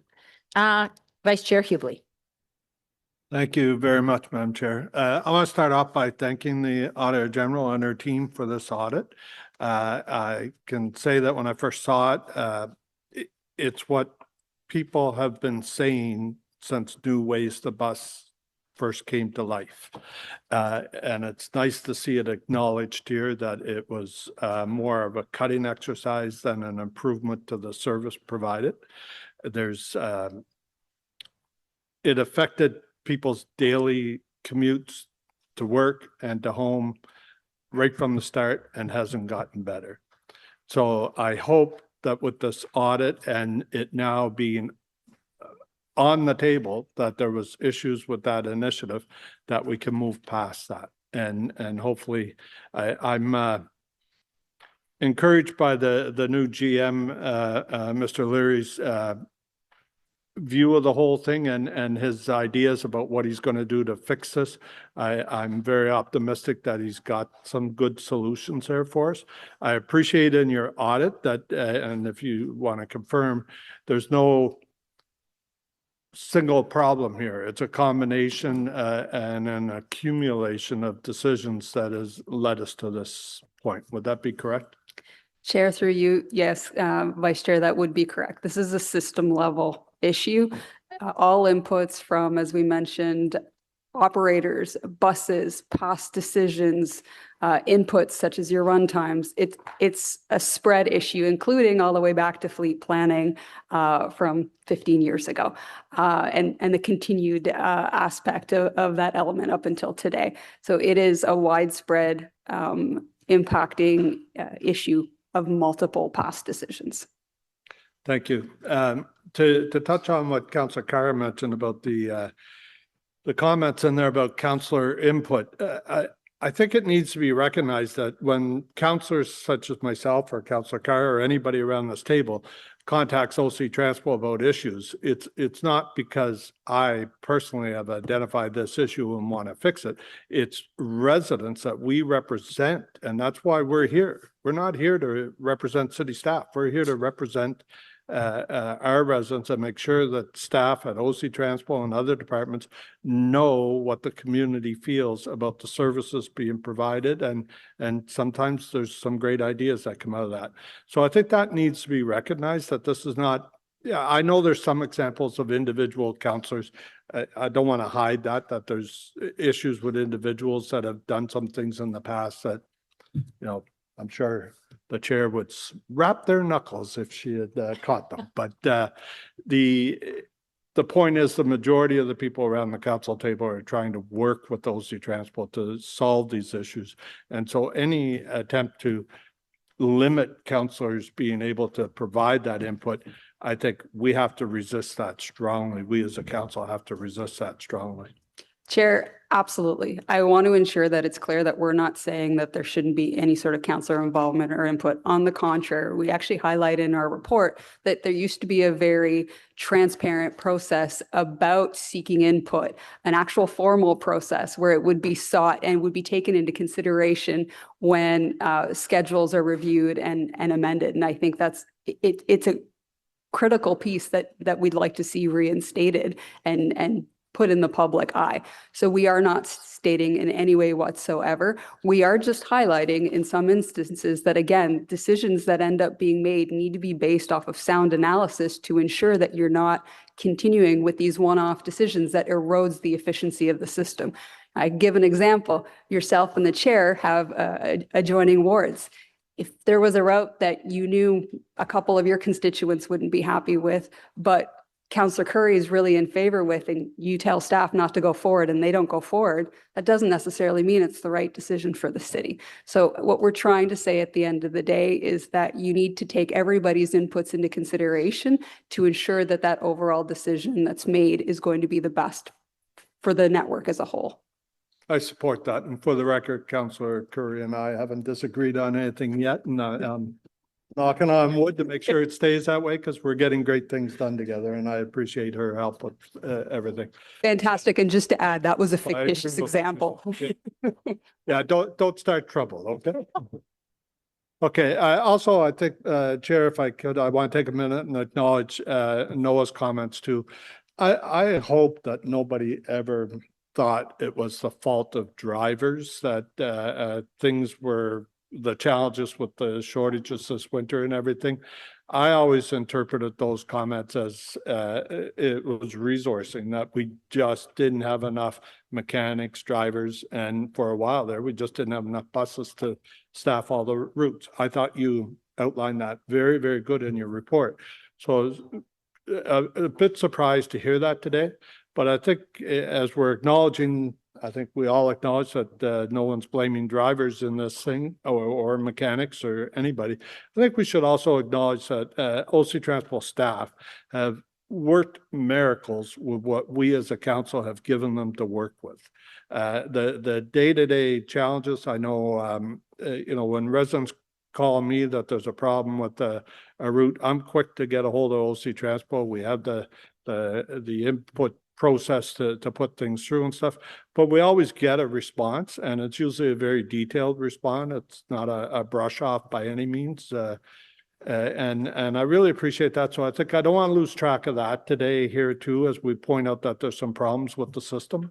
It's not, there's no individuals that cause this. Okay, can we agree on that? Thank you for the comment through the chair. I think we would echo that. Nothing through our audit came through that there was any blame to operators.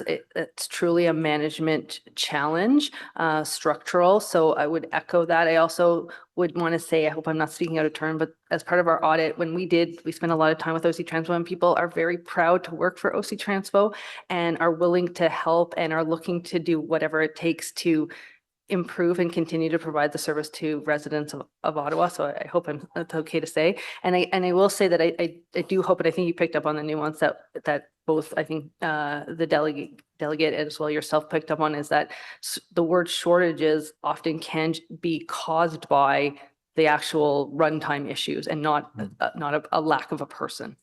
Yeah. Okay, thank you very much. Thank you for those helpful comments. Councillor Hill.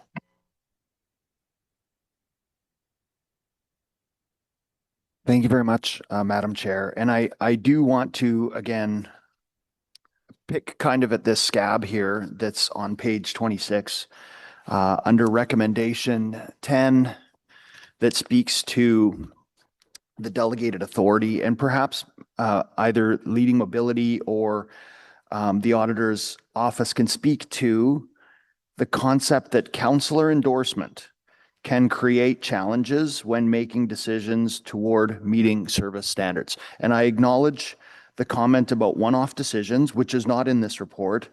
I acknowledge the comment about, a perception of a veto, which is not in this report. And neither of those are accounted for in the recommendation. And so my principal concern here is if management agrees with recommendation 10, which does not specifically spell out anything as it pertains to delegated authority or councillor involvement, are we inadvertently creating a situation where we are in fact reducing councillor involvement in these decisions?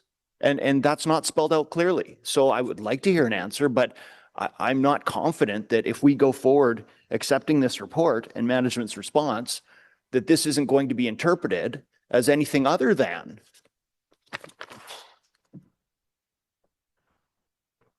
noting that operational decisions such as adjusting bus stop placement or consolidating stops with the aim of improving transit reliability or transit times in practice will not proceed until endorsement from the ward councillor is obtained. I don't know why we would want to move into that direction. I've heard that we aren't trying to do that, but that's not what this text says. And I can tell you, from my perspective, that's not correct. This is not correct. So on multiple times, I've had meetings with OC Transpo about stops, route planning, and I can cite numerous examples. I have parking restrictions on one of my streets now that I did not want as a result of changes from New Ways to Bus. I was asked in advance, is this consent with the councillor? I said, no, I do not consent to that. We had some conversations and that parking restriction went in anyway. I did not have a veto. I spoke to staff about minor modifications and changes to New Ways to Bus on several routes. Some of them were taken into consideration and actioned. Some of them were not. I did not have a veto, but I was part of an engaged consultation with staff and I felt listened to. My residents felt listened to. I remember about 3 years ago, Pat and I had a very contentious meeting with residents on a street who did not want the changes to happen. Those changes happened. At the same time, I had my residents' voices heard when I represented that I have a low-income apartment with people who disproportionately have environmental sensitivities and some accessibility issues, requesting changes to New Ways to Bus such that the stop would support them and their ability to get to the bus without having to cross the road at an unsafe location. That change was made. So I think I'd like to hear a response because I know you've answered this question somewhat already, but I think between now and council, it would probably be nice to see some language that actually articulates precisely in recommendation 10 what is being recommended, because the text on page 26 clearly spells out concerns regarding councillor engagement, vetoing, slowing the process. But I don't believe that A, that's a problem. I don't think that's an issue. And in the one-off cases where maybe it has happened, that's an exception. That's not the rule. That would be my comment.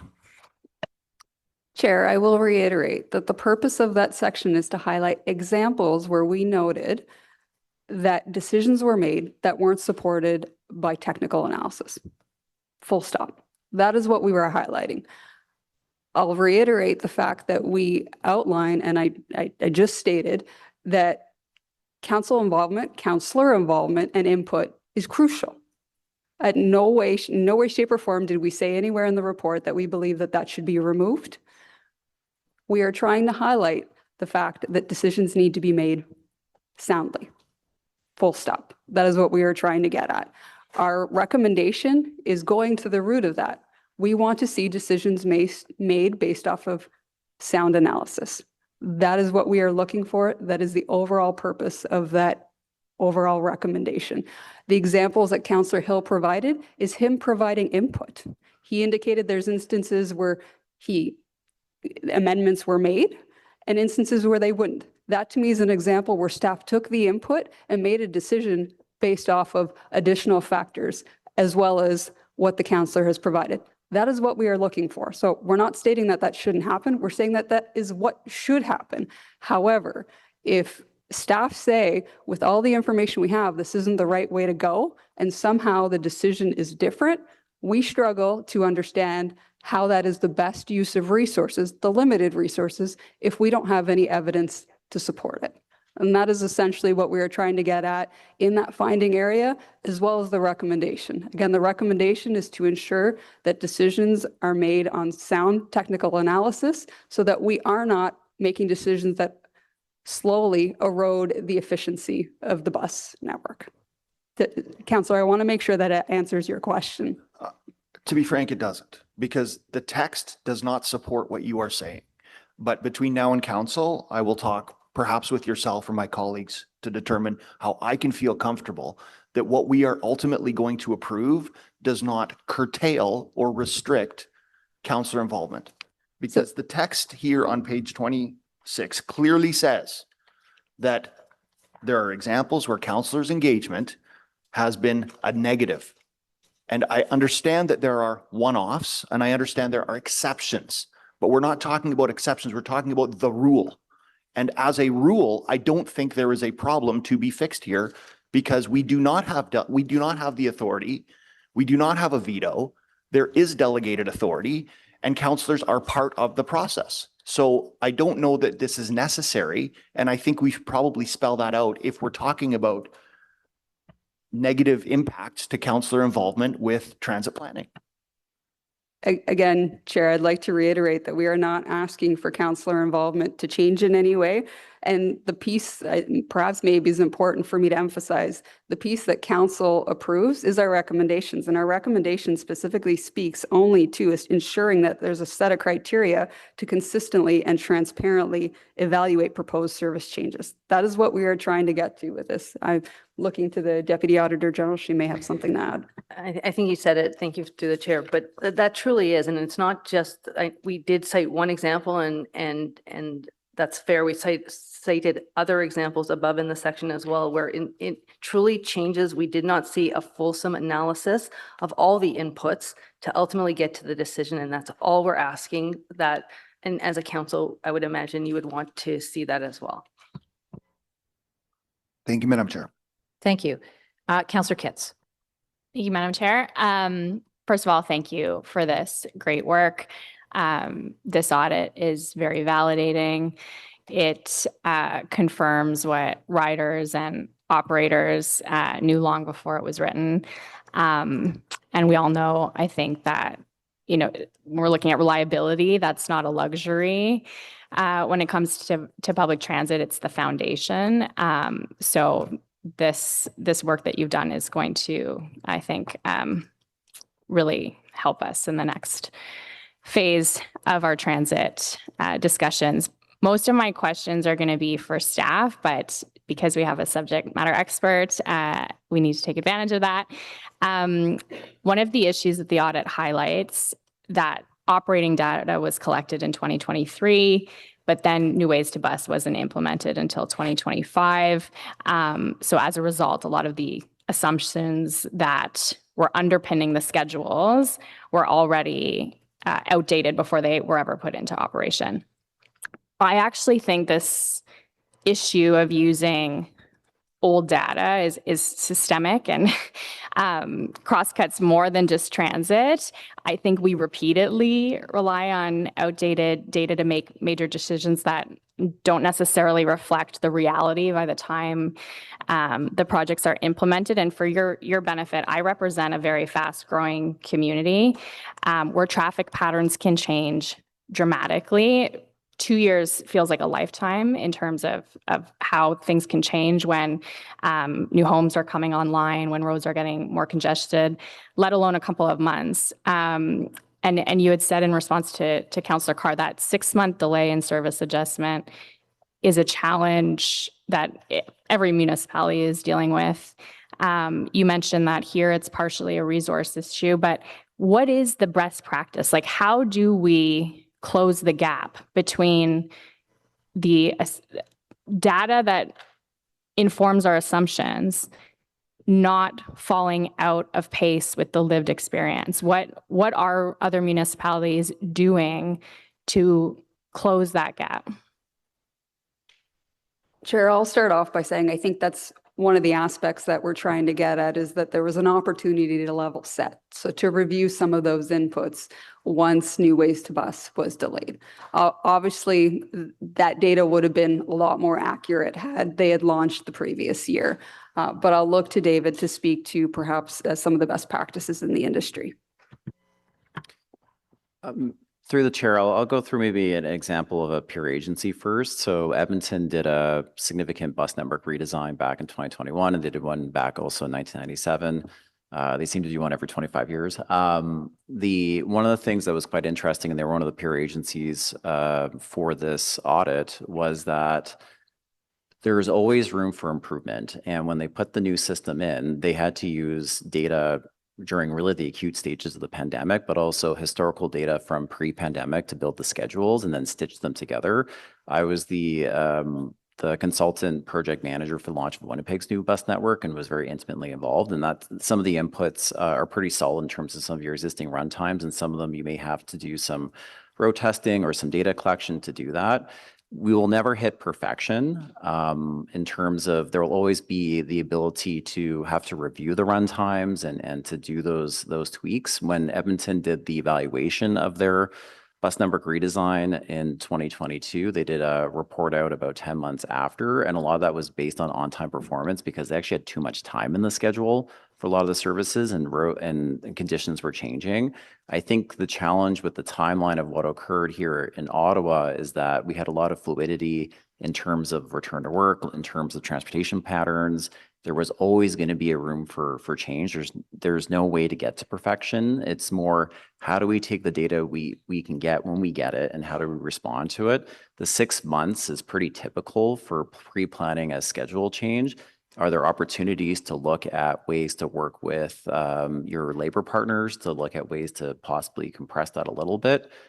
Possibly, that's a conversation to have with them, but they will never be perfection. So there will always be new data points that come in, and I'll leave it to management to answer when they can use certain data points for those types of things, but it's always an iterative process. Thank you very much for that. I find that very helpful. And just, I guess, one more question on that same vein, forward-looking, is AI a solution that some people are using or some municipalities are using to close that gap? You get, you were saying it was a resource issue, AI leveraged tools to get that real-time data aggregated more quickly? I've had conversations with some larger agencies of how they want to leverage AI in terms of taking the service performance data to do some reporting. And at the end of the day, I think it's still relatively new. Okay. That's something that you go to a conference now, it's kind of the thing that people start really talking about. I don't think we've stress tested, but something that could be looked at. But I think at the end of the day, you still have a resource problem in terms of taking that data and then implementing it through your internal processes. And that's something that you will need to look at holistically with management. Thank you very much. Thank you. Councillor Kavanagh. Thank you very much, Chair. I'm just getting caught up. I was out with an announcement this morning. So anyway, but really appreciate all the work that's been done. And the report was really good to see. And as has already been said, it says a lot of things that we know from our own residents. I remember getting a presentation on new ways to bus at an open house that I was having. And it was not reading the room of what people wanted at all. It was telling them what they were planning to do. And it was a bit of a disconnect. And I felt very sorry for the presenter because they just weren't feeling that this new ways to bus was going to answer their concerns. And that was sort of a pattern that we've had. I was interested in the fact that there was some duplication, like with the LRT. And this is something I'm wondering about because I'll ask staff about this, but the duplication idea is something I'm wondering about when we get to stage 2 and we've got so many bus routes. So I'm going to ask the expert about that because with stage 2 coming up, is this a good lessons learned? Because we still have those duplications, and chances are it's going to be even more so when we launch stage 2 sections. I guess thank you for the question, and through the chair, I guess I will pass it over to our expert. But I think what we have learned through the audit is that a level of sort of redundancy or duplication and an introduction or an initiation of a new route, the LRT extension or the LRT obviously makes sense, but then eventually that gets phased out with reliance on the main core route. So I'll pass it to David. Oh, or Natalie. I'll just add to that before going over to David. So as Joanne mentioned, the level of redundancy is not uncommon, but that's also in a well-functioning bus network or overall transit network. I think it's really important for us to understand the current resource constraints that the city is under when we're looking at these types of redundancies. David, if you'd like to add. Through the chair, maybe to echo a couple of points, typically you would put an underlying or overlay service along the rapid transit corridor when you first open it, and then it, through your burn-in period, you would, after having a certain period of, let's say, months of satisfactory service, you would take that service out. I am very aware of the challenges with the LRT system. The industry is very aware of some of the challenges, but also the opportunities with the LRT system. It's typically you would have underlying service along a rapid transit corridor during certain use cases that are a bit different. In Toronto, there's local services that do parallel the subway service to provide an accessible service where the station spacing, let's say, is every 2 kilometers. So there are pockets of access that you want to catch. Yonge Street north of Eglinton's a really good example of that. There's Cambie Street in Vancouver is an example of that, where you have a much lower frequency type service. Edmonton runs a parallel service, the LRT, during nighttime for the last couple hours of service, just so that there is an extension of service till 3 a.m. for certain customers. But to have a service there as an additional option for residents, I understand why that occurred. But in light of the challenges of providing your daily commitment of service and having 2 routes that are duplicating LRT service, that is something that was definitely flagged as something that of an area of interest and focus of the audit. Okay, I appreciate it. In terms of councillor involvement that you've pointed out, I find mostly it's positive to be involved, and sometimes we do have input and it's actually a misnomer to say it's councillor involvement. It's our residents' views that are reflected through the councillor. I think that's a better way to say it, because we hear from our residents and we're passing that on, and it's really hard to get that on the ground knowledge sometimes. One example I have is the positioning of a bus stop, where I know a large number from a social housing community use that bus stop, and if you move it further away, that's more problematic for them.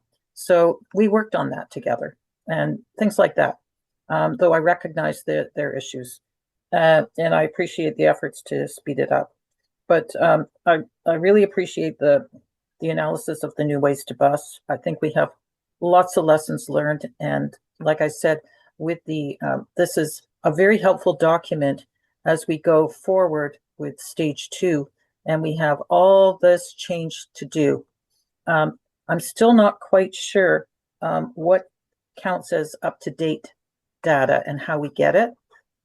It's one thing to say, well, they're using outdated.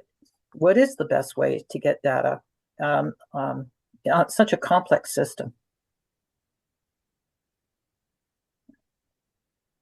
Thank you for the question. I want to make sure I understand. If we're talking about sort of runtime data, again, I do think obviously that as a challenge, although OC Transpo does get a lot of data.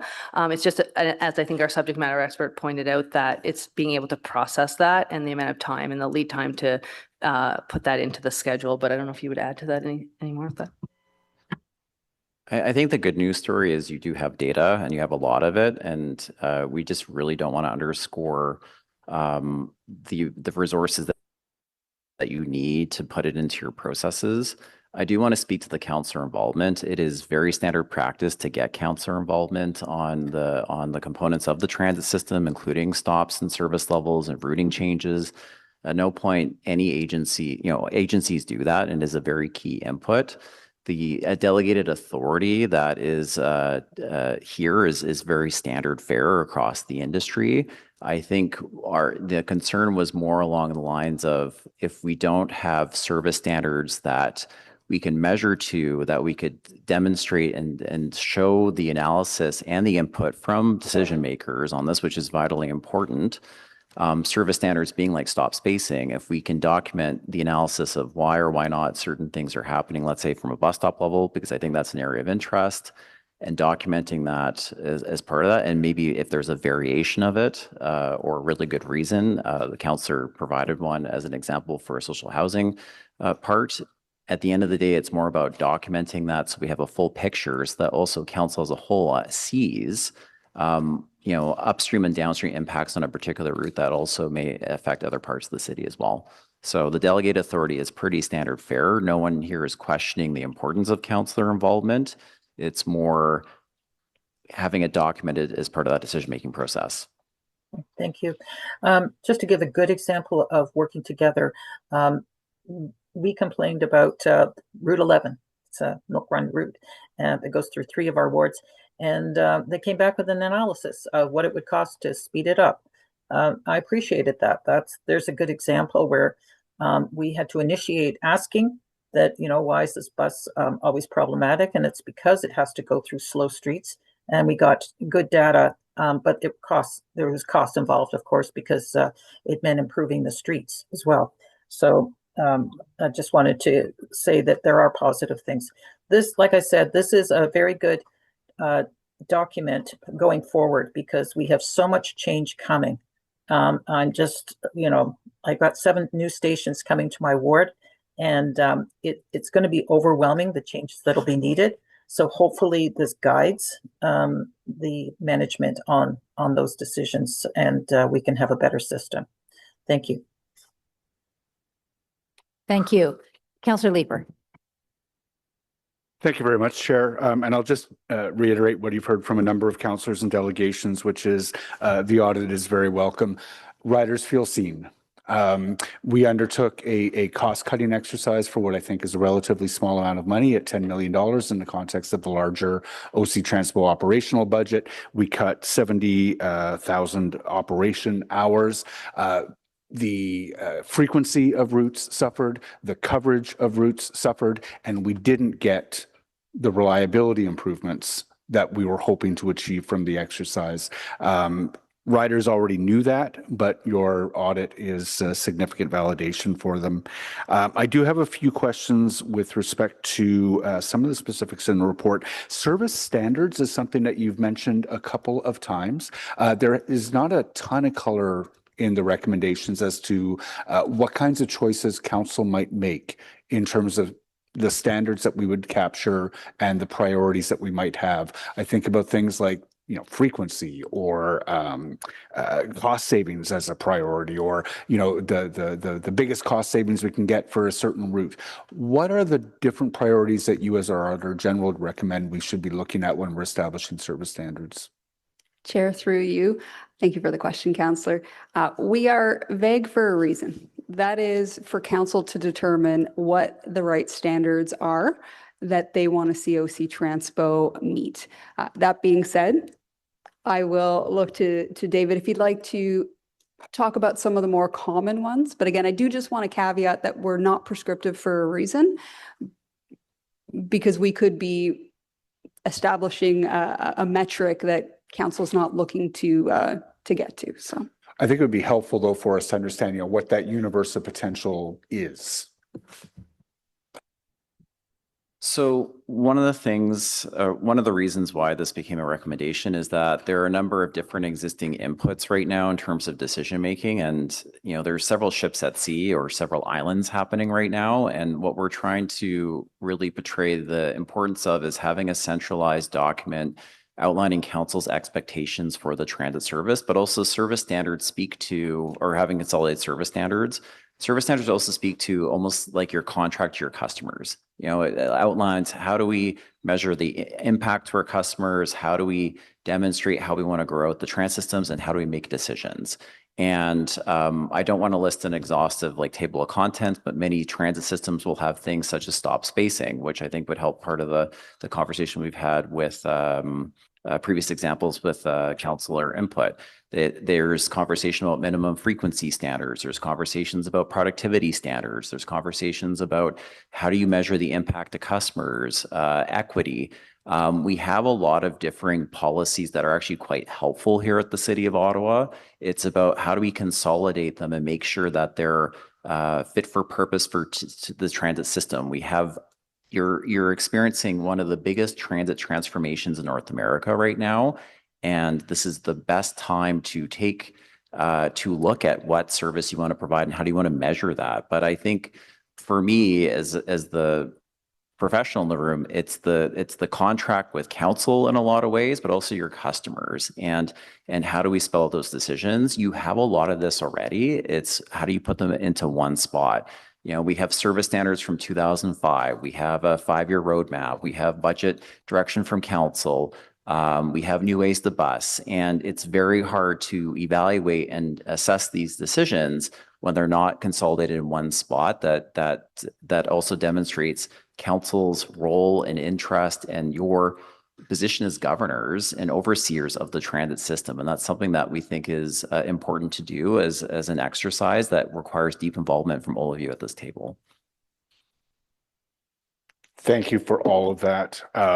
When I take a look at the impact of new ways to bus in my ward, in some cases, residents have lost access to a bus route and are having to walk 300, 400, 500 meters further in order to get to a bus stop. For other folks, the impact has been the loss of frequency on the weekend, so they can't move around as much. And I think you're right in your recommendation to ask us to contemplate what the service standards would be, what our priorities would be, so that we can better understand if we are going to impact customers with those impacts, that we have at least a clear story to tell about why we've made the choices that we have.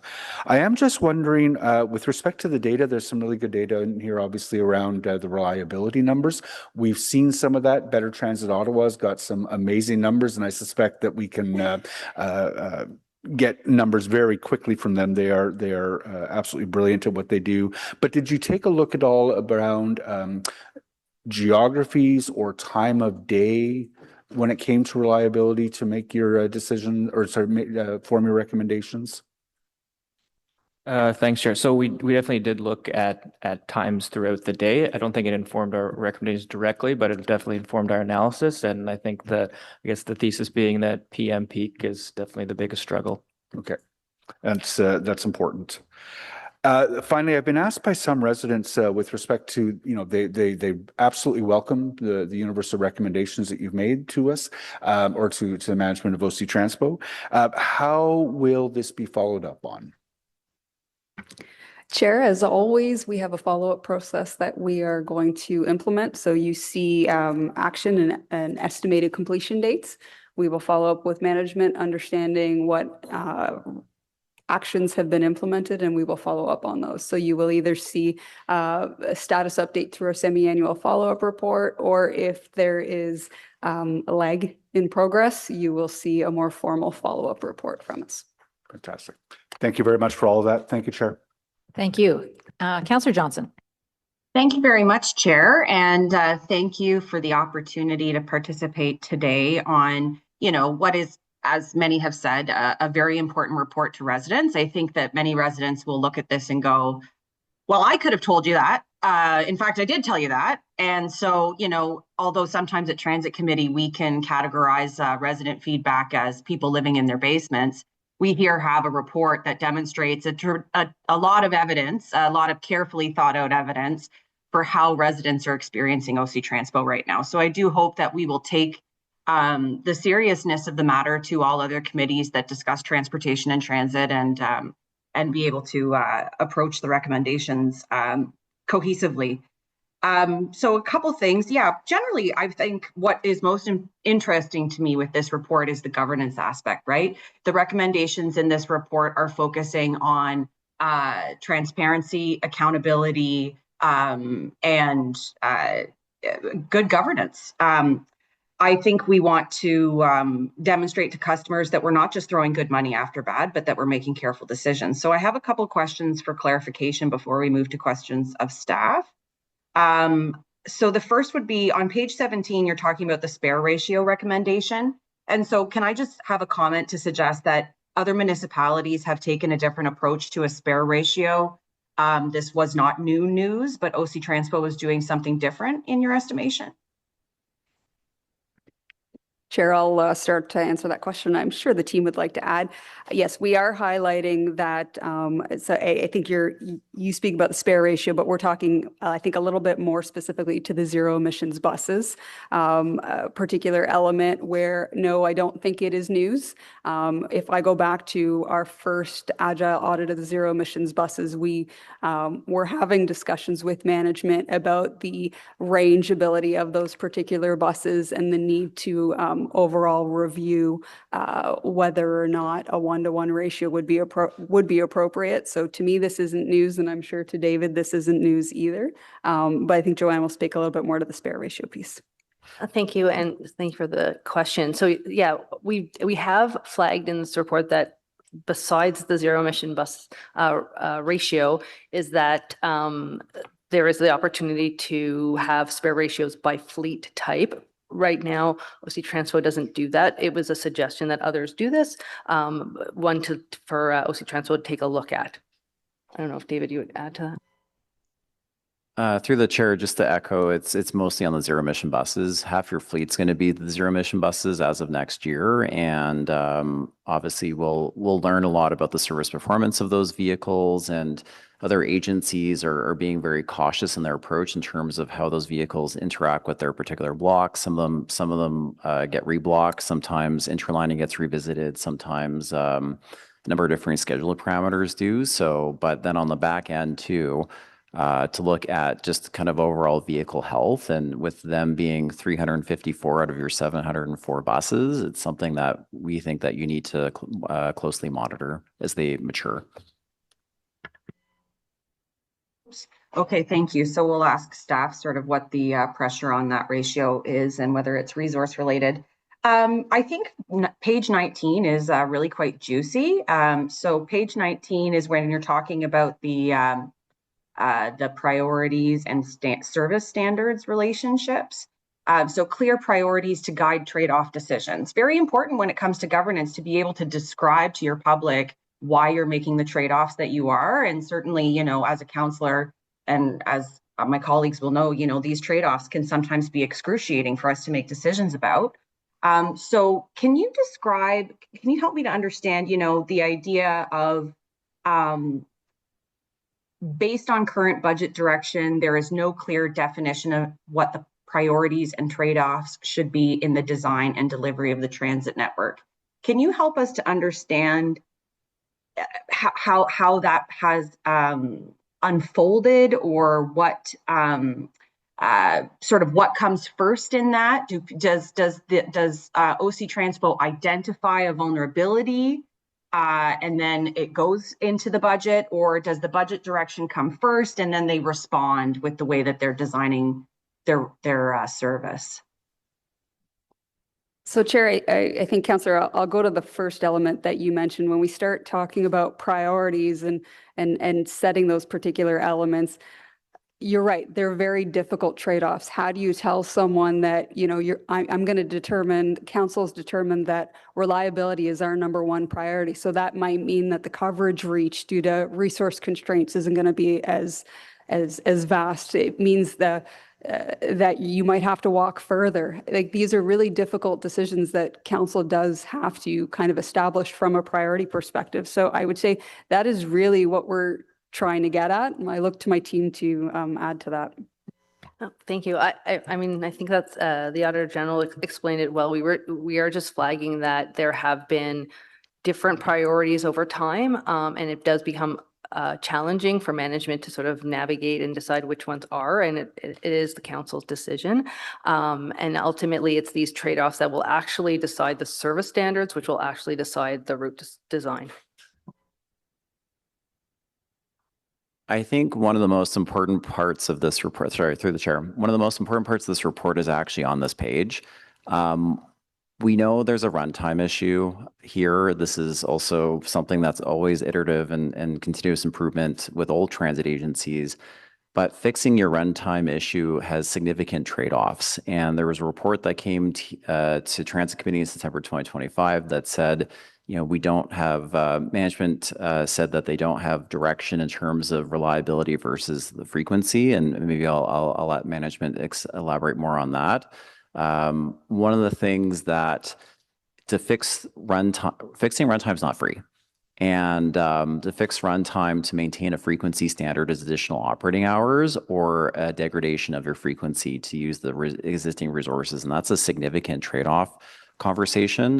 There was definitely a conversation about that at Transit Committee. And I think that's one of the things that is a pain point for all transit agencies. We've seen some that have walked away from their service standards in a lot of ways from a budgetary pressure to erode the frequency to fit with the existing operator and fleet complement you have. But one of the key questions, and right now runtime is obviously an area of focus, and management is working through that on some of the more critical components of that. But I want to be mindful there is a trade-off. Investments in runtime includes more buses and more staff potentially, or it's a reduction in service. There's significant conversation that needs to be had either way, and that's something that we do want to flag as part of this process. Maybe just to add to a very long answered question, we do provide an example of where I think the city might be faced with a trade-off, and that is the school routes.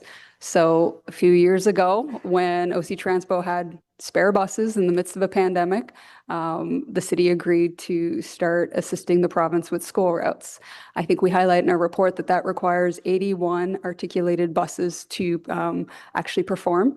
And my understanding is within the year, that's about the number of articulated buses the city is going to have on hand. So that is a trade-off that at some point I think council is going to be faced with as to, is school routes something that the city can actually continue to perform? Again, not for us to comment on, but another example of where those priorities are going to be really important. Okay, thank you for the detailed answer. It definitely helps to paint a picture. Thinking about one of the routes that was cut for College Ward, the 50, residents are expected to walk a great deal further now. But then they also suffer through transfers that are unreliable. And, instead of having that long new ways to bus, and to be able to be fully versed in what those trade-offs are and what the end goal is in terms of reliability, would be helpful, as councillors. So certainly appreciate that. And so finally, on page 24, you're talking about service standards and sort of measurement, the KPIs that will be used to communicate. I know that we have had some changing KPIs at Transit Committee, even up until, the last couple of meetings that they're moving. Is it your recommendation to pause or suspend the existing KPIs, or is it a modified approach over time? Is there harm in the way that OC Transpo is currently measuring its success? And thank you for the question through the chair. I think we obviously acknowledge in this report that there is a lot being measured, and there is and KPIs that are being reported on. I think the connection we're making in this report and the recommendations from this is really once the priorities and the service standards are established and established and formalized, that there be formal monitoring and reporting of those KPIs against the service standards, so you actually know where you are in light of them. Because right now, because of, again, some of the service standards are kind of outdated or are in different places, it is hard to actually measure against those. So just to be clear, there's no current harm in the way that OC Transpo is reporting out on its KPIs between now and when it changes?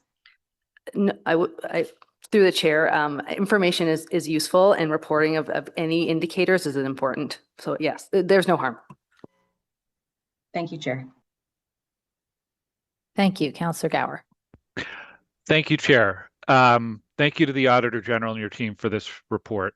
It is extremely important, and David Cooper, it's nice to see you, and I'm glad that you've been involved in this as well.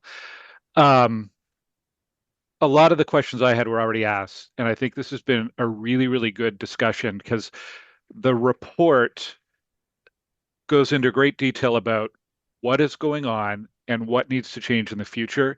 And I'm really hoping today, through the questions that we've just had and to staff, we get more into why. And I think we are starting to get a better idea of why.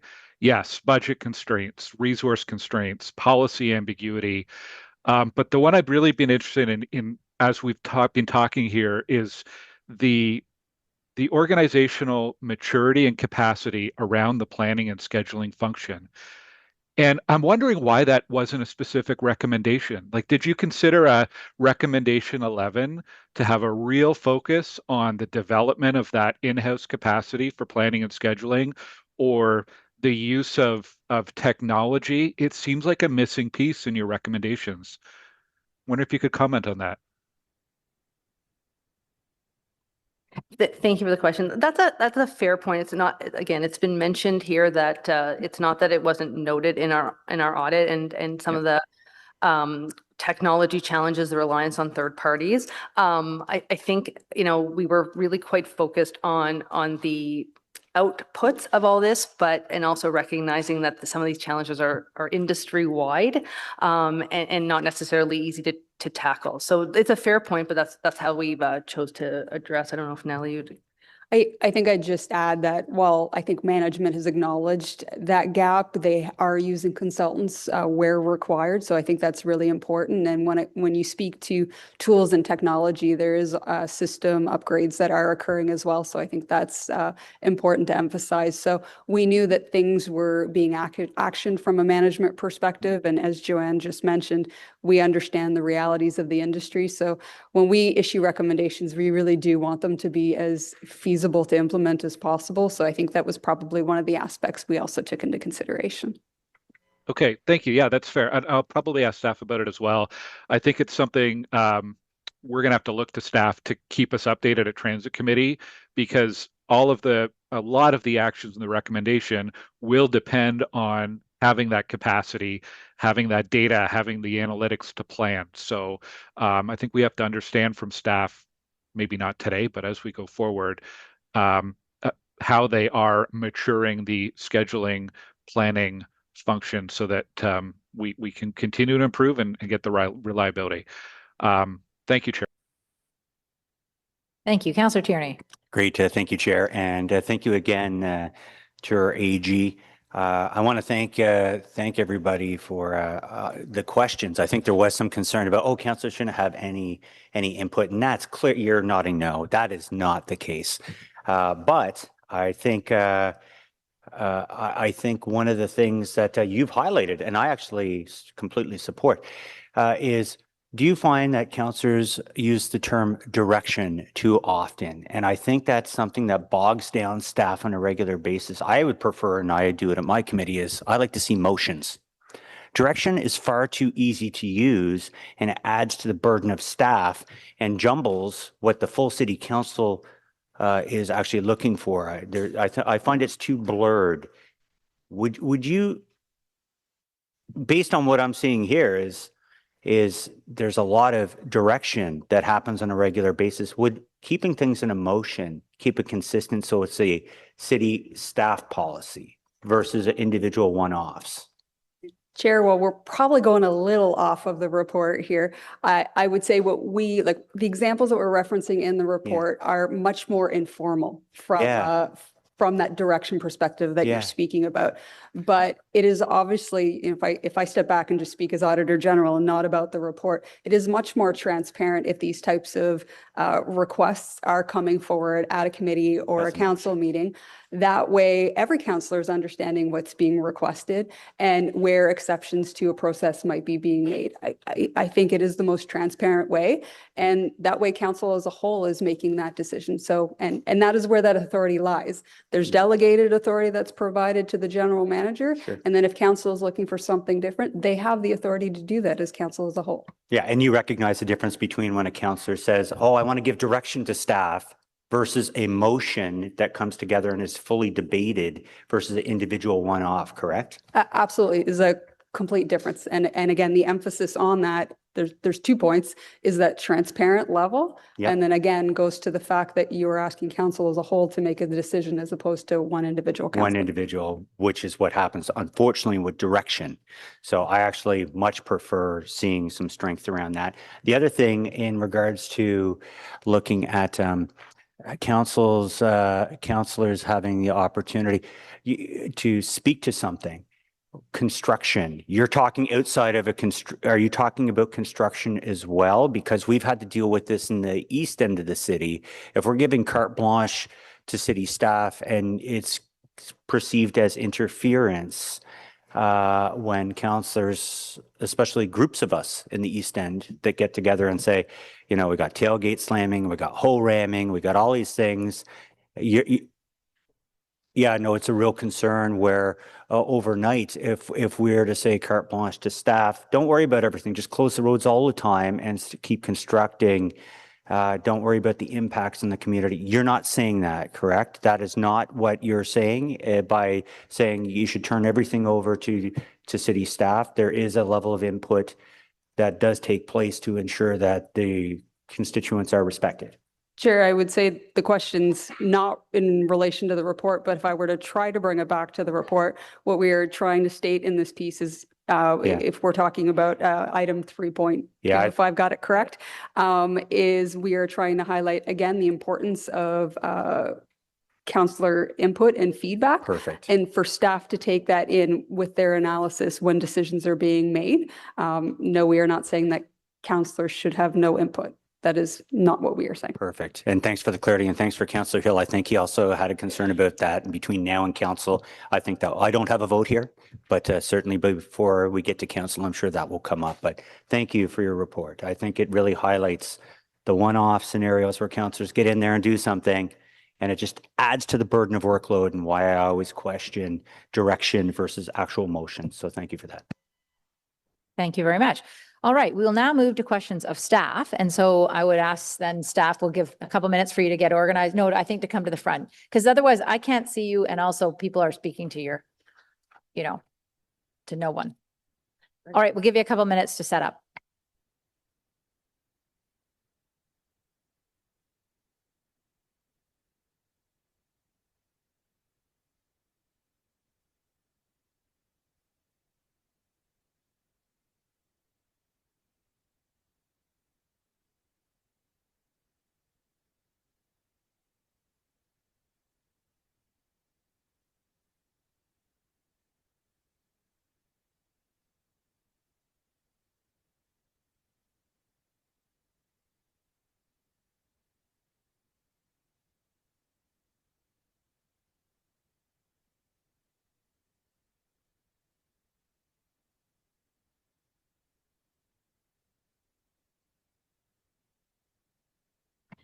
All right, y'all set? Wow. You good? Okay, so first questions for staff, Councillor Carr. All right. Welcome to Audit Committee. Are you guys ready? Yes? Okay. My first question is, first of all, Mr. Laurier, did you know about this audit when you accepted this job?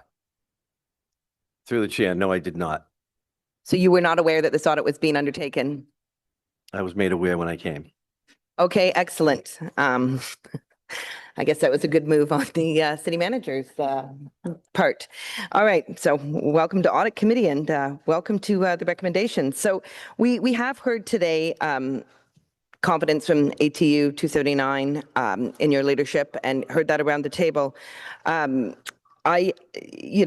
We're hearing disappointment that some of these foundational documents that should have been in place, a fleet plan was only available at the highest level. We have transit service and fare policy manual, transit system management policies that hadn't been updated since 2005. At Transit Committee, we've talked about the KPIs that we need.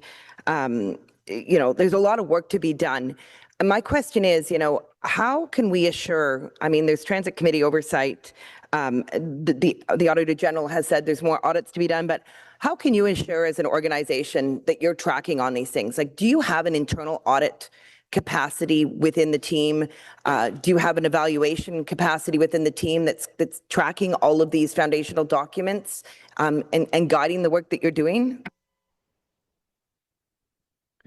Through the chair, if I could, if it would be okay, could I answer that question as I make a statement? It would kind of be part of it, if that would be okay. That's fine. I didn't really ask you, your first debut here, if you wanted to say anything. Yeah, But if that- potentially, if you do that and then answer Councillor Carr's questions, that'd be great. Perfect. Thank you very much. First, I'd like to take this opportunity to thank the Auditor General for her and her team's work. It's very good work. And we do appreciate the findings as they do validate what I would say are the actions of the Customer First Action Plan and the feedback that we've received from councillors, our customers, and our union partners. These findings complement the 10 action items that the OC Transpo is now working on. As we presented to Transit Committee last week, work has already begun as part of our Customer First Action Plan to improve service reliability. Providing service that customers can depend on comes with having a fleet that is reliable, schedules that are attainable, and a workforce that is sustainable. I'm very pleased to tell the committee last week about the work we have underway and to improve all three of these factors. We are focusing our fleet maintenance on shifting away from reactive repairs to preventive actions to ensure buses are ready when we need them. We have preventive maintenance campaigns planned for this summer to be ready for the fall and for those returning to work and school. We're also continuing to onboard new electric buses every day. And we're excited that the fleet continues to arrive, and we have 132 now in service. I'd also say that I'm very grateful for the opportunity to be sitting here today in the time frame as the general manager of OC Transpo, recognizing that the city's investment of close to $1 billion into this bus fleet with new vehicles coming in, infrastructure, and charging systems. We will be bringing forward a fleet plan in early 2027, as well as a capital investment plan, a number of plans as we look to address the growth of OC Transpo in the ridership. As the audit outlined, our schedules don't reflect current traffic conditions. Work to address these began early this year. And as we discussed at Transit Committee, we've already begun adding times to the schedules to 7 routes, and we've seen significant improvements to reliability. Adjustments are now made for this summer, as well as September, where we'll have 30 routes adjusted. Those 30 routes schedule improvements will provide more consistent and reliable service to 50% of our bus customers this fall. We're going to continue to review and analyze all routes based on current travel patterns, customer and councillor feedback, and make adjustments to schedules to deliver the service that we advertise. I'd let you know that we're better leveraging the technology to support improvements to our planning, monitoring, and reporting on the service we provide. Now, this data will help us better refine our routes and schedules to continue to drive improvements to our customer experience. Now, as I said at the beginning, reliable service requires realistic schedules, the right number of operators, and dependable vehicles. As discussed at Transit Committee, this is why our Customer First Action Plan addresses all these 3 areas in parallel. Together, these improve what will make service reliable for our customers. We're going to continue to provide updates to the committee as well as council in 2027 on the success of these measures that we are implementing. I'd also like to say that this audit validates the actions that we have underway at OC, and we appreciate the work that's been done in this report. I'd like to once again thank the auditor and our staff for this report and the information that's been brought forward. I also think it's important to say thank you to the president of the union, Noah, for the work that he has done working with us on this Customer First Action Plan to make a difference for the city of Ottawa and the transit service. So I hope, thank you for the opportunity to make that opening statement. You remember her question now? Okay. Give me the Councillor I Carr, appreciate that. we won't start the clock. We're We're going to restart the clock? No, we're not. We're just not going to keep it running. Point of, no. I think my question was basically, I think so. You've outlined a lot of the foundational documents, the pieces that need to be done. We've seen from the audit that there have been significant gaps, documents not updated since 2005. you've been fortunate to have a first experience with the Auditor General so soon in your tenure, because she's done excellent work here, and I think really probably helped you set the priorities. And so my question was really, within your shop, do you see the need for perhaps like an internal audit area, evaluation area? Is that something, we're going to have a chat about resources, I'm sure, as these questions continue, but do you see an opportunity to have a little bit more oversight capacity within your own team? Through the chair, I've had discussions with the Auditor General about additional audits that she may be able to perform for us. I think with me coming in, it gives the ability to just move a little bit faster than typically we have in this industry. This is my 4th transit system. Nothing I've found here is surprising. I've seen it at my previous 3, and that's why you're seeing the actions we're taking just moving a lot faster than a transit system typically would. Nothing you've seen here is surprising. Absolutely nothing. Nothing. Okay. Not even Councillor Carr? Point of something. Okay. Sorry. Do you think it's fair that the New Ways to Bus is couched primarily as a cost-cutting exercise? And I ask that because, this is $10 million exercise, $10 million savings. There was significant resources that were put into this activity. It took a number of years. If I remember correctly, I think it removed 45 routes, introduced 18 and modified 63. So that's significant, but we have an audit in front of us that basically says this was primarily cost cutting. And so it's in stark, you've got the stark comparison about 2 routes, Route 105 and E1, that are $5 million collectively, adding those 2 in. So we've had New Ways to Bus in for a significant period of time. You've got lots of feedback from councillors, from residents. There's some points of failure. I will acknowledge that there are some advantages. My routes 46 and 41, just as an example, are really well liked. But overall, we've heard a lot of negative feedback. Do you think it's fair to say it was cost cutting primarily? Through the chair, in all honesty, I don't. I think that, when they opened the rail systems and they started doing the new way to bus, it was to have a feeder system. And having a number of discussions with yourselves as well as many customers out there, sometimes that feeder system takes a little bit longer for travel. And we're looking at new ways of doing things in the very near future, of taking people more directly rather than having to take 1 or 2 buses to get to a rail system. So I think it was a good foundation. Would have done the same, very similar thing myself.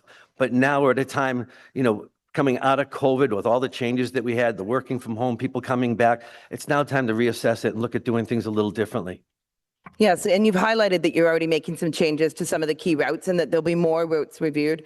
We're seeing in Ottawa changes already with more people expected to return to the office.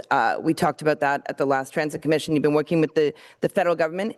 Do you believe that there's going to be enough changes that will be made in time to regain some of the customers that have been lost? Do you think that you can work quickly enough on this? Through the chair, I do. I mentioned earlier that 30 routes alone account for about 51% of all bus ridership. So we're targeting that, making a difference right away. This summer, we're actually reduced some service to get a real good bus maintenance program underway on some of the fundamental things that we're having problems with our 60-foot buses. So we're going to get onto that, and we have some staffing being hired right now. And we're going to be changing some of the routes ourselves, making sure we provide more service than we've had previously. So I believe we're going to be ready, and it's going to be beneficial to those returning to OC Transpo as a means of travel.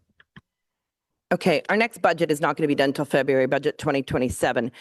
Right now, transit occupies 17% of the city budget. It's $905 million. We talked about how New Ways to Bus saved operating cost of $10 million. We talk a lot about the financials. When will you be able to make all of these changes for this year within your existing budget? Through the chair, that is the intention. It'll take probably a year to start revising all of them. As the DAG said, we do it seasonally 4 times a year. So every quarter, we're going to start changing and making those adjustments as the travel patterns come back. What I've asked staff to do now is, perfection is the failure of progress. Make the changes now, right? They may not be perfect, but we have to add the appropriate amount of time, right, to provide a much more reliable service to our customers. But are you confident right now that there are sufficient resources in order to make these changes? We talked about staffing challenges with respect to operators, mechanics. We addressed question with the Auditor General with respect to your scheduling and planning staff. You have enough resources to make changes as quickly as you can and have sufficient staff to do it within the existing budget framework? Yes, I do. And yes, we do. Through the chair, yes, we do. But you're aware that we are heavily relying on overtime, and that's part of a reason we're making this big push for additional hiring. But yes, for the fall, we have the staffing and the vehicles available. Okay, thank you. Within the audit, there was mention of a few peripheral items that haven't really been discussed yet. One was on the school routes. It was mentioned about the school routes take up a lot of, they're not ones that are adjusted typically, and they have a huge resource constraint at peak times. You mentioned that this is your fourth transit system. Do you have any early observations on how we operate those school routes and the amount of resources that they take up during peak times when we're struggling to maintain service on some of our key routes? Yes. Any early recommendations? Yes, through the chair. Staff have had a number of conversations more recently, and we're actually having 20 buses brought back into service, right, that allow us to reallocate them to our service as the school board takes over the taking children to school. Sorry, can you repeat that? So the school board is going to, sorry, I didn't quite understand. That's correct. The school board will assume responsibility for routes that allow 20 buses to come back to OC Transpo so that we can put them back in to our own service to accommodate the capacity needs.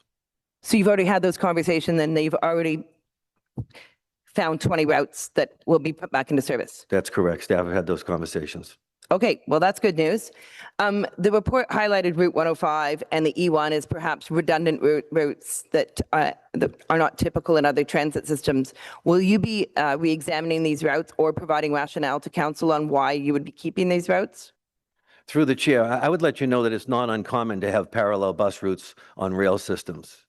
I've had it in two other properties that have had rail systems. So I would say that this part of the question, though, is yes, we will be reassessing when we do a holistic review of all the routes going into 2027, so we can give a report to committee and council on what possible changes would recommend. Okay, thank you. There was also a mention within the audit just about transit priority measures and needing to introduce those. What are your plans there? Madam Chair, we continue to work on transit priority measures, tactical smaller ones and the larger ones as with the larger ones as outlined in the Transportation Master Plan, the smaller ones working on the resources that are approved annually in the budget, including the additional resources that were approved by Council just 2 weeks ago. Okay, thanks. And I got a last question here, so I'm going to shove this one in. It was also talked about the importance of including stakeholder feedback when we're looking at the routes. How do you see that we can improve public consultation? And I ask that because there doesn't seem to be, I see ways in which we could improve and make people more aware. For example, when we were just in Edmonton for FCM, there's sandwich boards at bus stops advising on the input. There's those big signs with colored letters, I don't know what they're called, signs, that advise on consultations. Do you see ways in which we can, we've lost a lot of faith in the system by customers. Do you see ways in which stakeholder consultation can be improved in light of this audit and the improvements that need to be taken?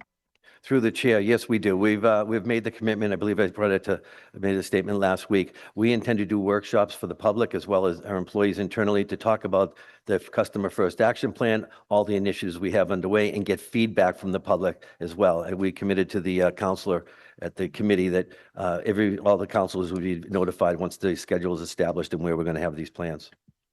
Okay, thanks. I'm getting cut off. Thank you very much. Thank you. Thank you for those great questions, Councillor Carr. Councillor Kavanagh. Yeah, thank you very much. Yeah, there was a lot of questions and very good ones. Appreciate it. This was a very good report, and I think it's very timely. And I appreciate your statement, Rick, about just acknowledging it and what we need to do going forward. I am concerned about what we will be doing going forward, especially when we've got the stage 2 LRT coming online.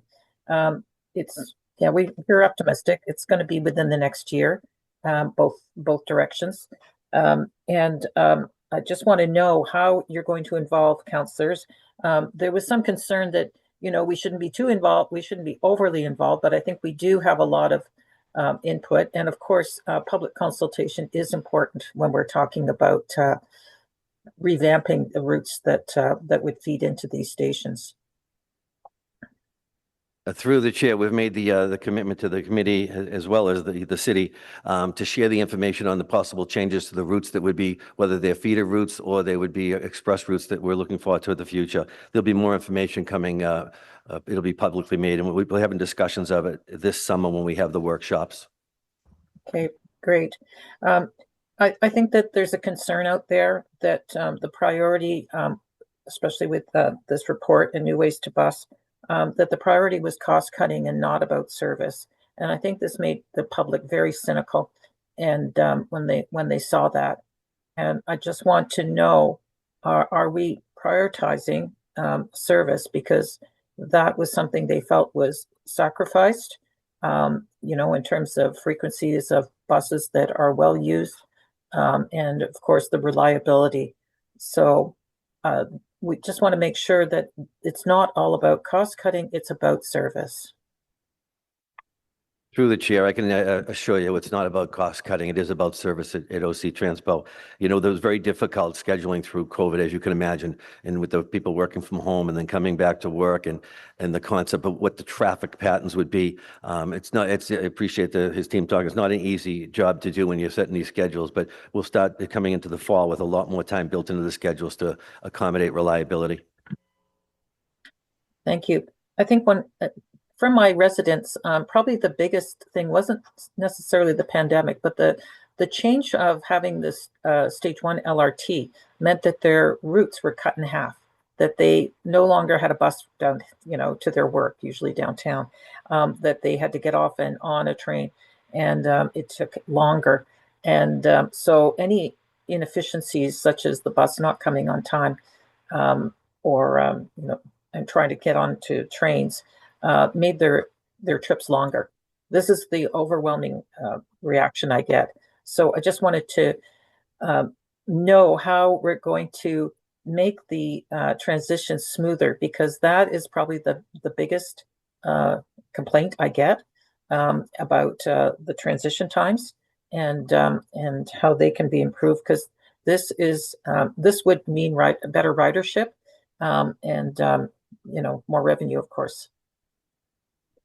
Through the chair, the commitment of OC Transpo is we intend through these adjustments in the schedule is to provide what we advertise. The customers know many times we haven't been doing that. It's not uncommon in the industry to fall behind, especially coming through COVID, but we will provide what we advertise going in the field with the help of yourselves and customers as we design these schedules. We're also, I'll let you know that we're also looking at doing work a little differently, having a set number of buses set aside as runners directors, because we know where the challenges are, and the control center needs a few buses, whether it's 5 or 8 buses set aside to plug in gaps, right, to assure customers we're there when we say we're going to be there. Okay, thank you. One of the analysis that was taken on by OC Transpo when we, made comments about the fact that this bus is always late was the Route 11, and an analysis took place, and it wasn't just about the availability of the bus, but it was also about traffic patterns and how they could be fixed. And this means working with our public works team. There's cost involved, but it would mean more efficiencies. And I just want to know if your commitment to working with Public Works on such changes that would help bus routes be faster. Through the chair, I can commit to you that we're having those discussions now with all work that we're doing, whether it's diversions or our schedules and running the routes. It just so happens that for my first 2 months here, the Route 11 was my route to get to and from my living quarters. So I'm very familiar with that area and the challenges that's happening. So we are working on it. Okay. Well, thank you. I know my colleagues have lots of questions too. Thank you. Thank you. Councillor Hill. Thank you very much, Madam Chair. Thank you for your opening comments, Mr. Laurier. I appreciate those. Certainly, when New Ways to Bus was initially brought forward, I raised my concerns about the issue of reliability. That principally was the issue that I spoke regularly about. I talked about concerns about reliability in the corridor between Tunney's Pasture and Fallowfield, which has been inconsistent.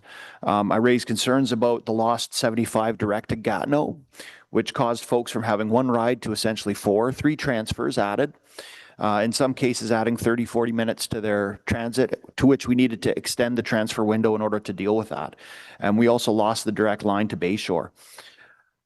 My concern is, I think, validated through the Auditor General's report. I appreciate the concerns that she raised in those as it pertains to service reliability. And I also acknowledge your efforts as it pertains to your 10-point plan and how you have been addressing these to date and how you're going to continue to address those. What I'd specifically like to know is how do you feel and address the comments that were brought forward by our union president as it pertains to the transit operators, the perception that the transit operators have, and from the functionality of that relationship between management and the union, which what I heard today is that it was somewhat fractured in the past. And certainly that's not a functional model to go forward on if we want to see these service improvements. Because at the end of the day, I share your perspective on the customer first and the need to make sure that we're providing that reliable service, that safe service. And I'd like to know how that relationship between you and the union is going to go forward in order to support that. Councillor Hill, would you say that's a part of this audit? Well, given the fact that we're talking about reliability on the new ways to bus, I think it is. All right. Relationships are not, though, but I'm wondering if the general manager has a comment on reliability as related to speak to that, there was the first delegate, and the first delegate raised that issue. So yes, that's why but we're speaking to the audit itself, right? And what's on this agenda. I think that's relevant. And I'm saying you have to be related to the audit and the agenda. So I think you can do that I can do. and bring it into the audit. Thank you. Through the chair, I can do that. I've had significant consultation with many frontline employees, customers, as well as the union when it comes to reliability. So their input has been incredibly helpful through this process. The union had a document, for instance, they brought to me, sat down right away.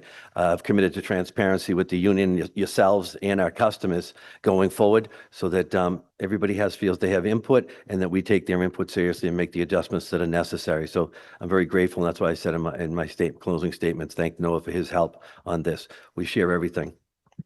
Thank you. Thank you. Councillor Kitts. Thank you, Chair. Rick, I have a lot of faith in you. I'm glad you're here. I think you have, been brought in as a pinch hitter to get us out of this mess. I believe that. And I think today transit riders are likely having very mixed feelings because there's an element of frustration. This is what they've been saying. There's an element of being validated by, what's now in black and white. But there should be some optimism that, we have a 10-point plan. We are on the eve of launching stage 2. I think we all hope for a better day. But I do think in order to look forward, we do also need to understand how we got here. And I'm going to use a very specific local example, which I tend to do, but I'm using it because I think it's not reflective of a local problem. It's a system problem that has been further exposed by this audit. So Route 30 riders have been living the audit for months. In the fall, 33% of afternoon trips arrived on schedule. To me, that's transit roulette. If only 1 in 3 buses are arriving on time. And OC Transpo acknowledged there were routes with Route 30, there were challenges with Route 30. But speaking to councillor intervention, it really did take intervention by myself, from the mayor's office, fueled by resident complaints to act. So is there a reliability threshold that compels OC Transpo to adjust a route? Does that happen? Through the chair, what we've committed to Transit Committee is to bring new KPIs, key performance indicators, to committee that are reflective of the customer's experience. And so the answer is yes, we have those, we're bringing those in now that reflect the customer's ridership. I tell you, though, I would say to you that being here today, I'm very fortunate because the foundation established by council, right, with the investments, I'm just piecing this together with the great staff that we have here. Yeah, I appreciate that, you just arrived, and it's encouraging to hear that will happen going forward, but it did feel like there was no mechanism to identify or correct a failing route before it became a crisis. So I do think that's important context as we move forward. I don't think riders should need their counselor and Auditor General's report to get a bus schedule aligned. And on New Ways to Bus, reading the audit it felt like we had been sold a fake bill of goods. It has been operating for more than a year. Was there a review on the OC Transpo side to measure whether it achieved intended objectives? Through the chair, I think OC Transpo was reporting the information they had, which was supported by council. When you talk about the reliability of the fleet and only a third showing up on time, we're recognizing that. It wasn't just one variable, though. It's the schedules. It's also the reliability of the fleet. Unfortunately, we have the new vehicles coming in, and we've retired some of the older vehicles that were having that input and impact. So I think it was just a lot of it was timing, to be honest with you. The buses coming in a little later than they originally had planned for. Yeah, there was definitely a perfect storm happening. And I do think, I don't think it's necessarily fair to ask you about why things happened the way they happened in the past. But it did feel like we redesigned the network before updating the rule book based on the fact that the service standards were rooted in policies dating back to 2005. I don't think we should have undertaken a citywide network redesign before updating modern service standards. So, I will just say, I don't feel like the trade-offs were clearly articulated to council on New Ways to Bus. I don't feel like a complete analysis of reliability risks were presented, or that we were ever really formally advised that the scheduled service being presented could not reliably be delivered without it happened over time. Then we started to hear about the availability of buses and the operators and the actual traffic conditions. But this obviously will now become a critical budget decision, but I am very happy to hear that we're not waiting for the budget, that your 10-point plan has already been implemented, and we are already, going to see changes to the network. So thank you very much. Thank you. Councillor Gower. Thank you, Chair. I guess I wanted to follow up on what I had asked the auditors team just around organizational capacity for scheduling and planning. Can you elaborate a bit on what you have underway, what you have planned to augment your capabilities in that area?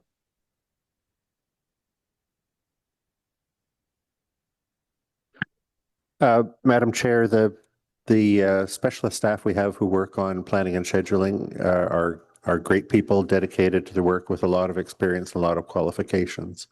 There's always a turnover as people come to the end of their career, as people take on other challenges, and we work hard to bring in new people of equal quality to carry on with the work. As the Auditor General mentioned, there's a time required to bring people in and get them up to speed. And one of the characteristics of being here in Ottawa is that we don't have more than one neighboring transit system. So we really need to travel to other locations to gain knowledge and context, and to reflect on experience that's coming from other places than just the processes that we've always followed. There are some specialist, very, very particular aspects of the scheduling work where we're beefing up our staff complement. There are some very specific aspects that we can also very well shop out to international vendors who can do some of that analysis much more rapidly with their math and their computers than we could do ourselves. And we just continue that work. What about on the data analysis, technology, augmentation? Are there any near-term or longer-term plans around increasing that capacity? We've got a good staff who work on that. We've got computer systems that just keep getting more and more amazing to analyze and report out on the massive amounts of data. What conclusions do we get from the massive amounts of data that we collect? I would say that what we're learning to spend more time on, and that we're spending a lot of time on right now, is structuring how we analyze and what we do with the analysis that we get from the massive amounts of data. So our where we're growing right now is not in collecting the data, not in doing the analysis, but in making sure that it's plugged into our day-to-day, hour-to-hour, and minute-to-minute management of the system.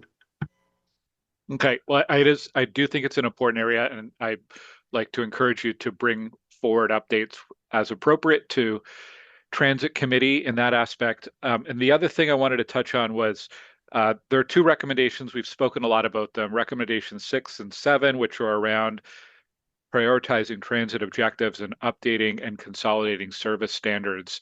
As other councillors have mentioned, this is really fundamental to any kind of route planning exercise going forward. The timelines to bring that back to council are 2028, Q1 2028 and Q3 2028. Is there any way that work could be accelerated, even a half year earlier? Yeah, could you comment on that? Madam Chair, the dates we've given are the dates that are the time that we think it takes to do that work well, and do all of the other work that we're responsible for at the same time. To make a commitment to do it earlier would imply that we're going to give that work, some of that work, absolute priority over some of the operational matters that are going to come up, responding to changes in travel pattern, responding to changes in ridership level, responding to road conditions, responding to growth of the city, and getting ready for the opening of the rail lines. We have to do our strategic work meshed in with all of that work. Yeah, okay, I appreciate that. There are a lot of organizational priorities. So maybe if you could comment on this. I suspect that the major transformational projects around light rail, around electrification, around the pandemic and the return to work, like that's been one major challenge after another for OC Transpo. Has that taken the focus away from the bus system? Like, I'd like you to comment on how much that has affected the organizational capacity to stay on top of buses when your attention has been on other important issues.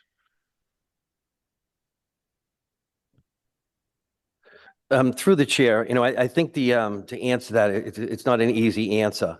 Again, I'm going to say, in the last 5 years, traffic patterns have changed significantly. So trying to stay on top of how you would schedule A to Z, it's a lot more difficult than people would believe. So I give the staff a lot of credit for what they have done. Yes, I would say there's no doubt that, a lot of focus has been on rail. But having come here and seen the budget approvals for the infrastructure, the charging, the new vehicles, do we wish, in hindsight, could it have been done 2 or 3 years earlier? Most likely. But for today, I'm looking forward saying, over the next 6 months, you're going to see a significant improvement. And then about a year, just over a year from now, you'll have a fleet of 400 new buses out of the 705, or 704, and then we overhauled some of the other buses.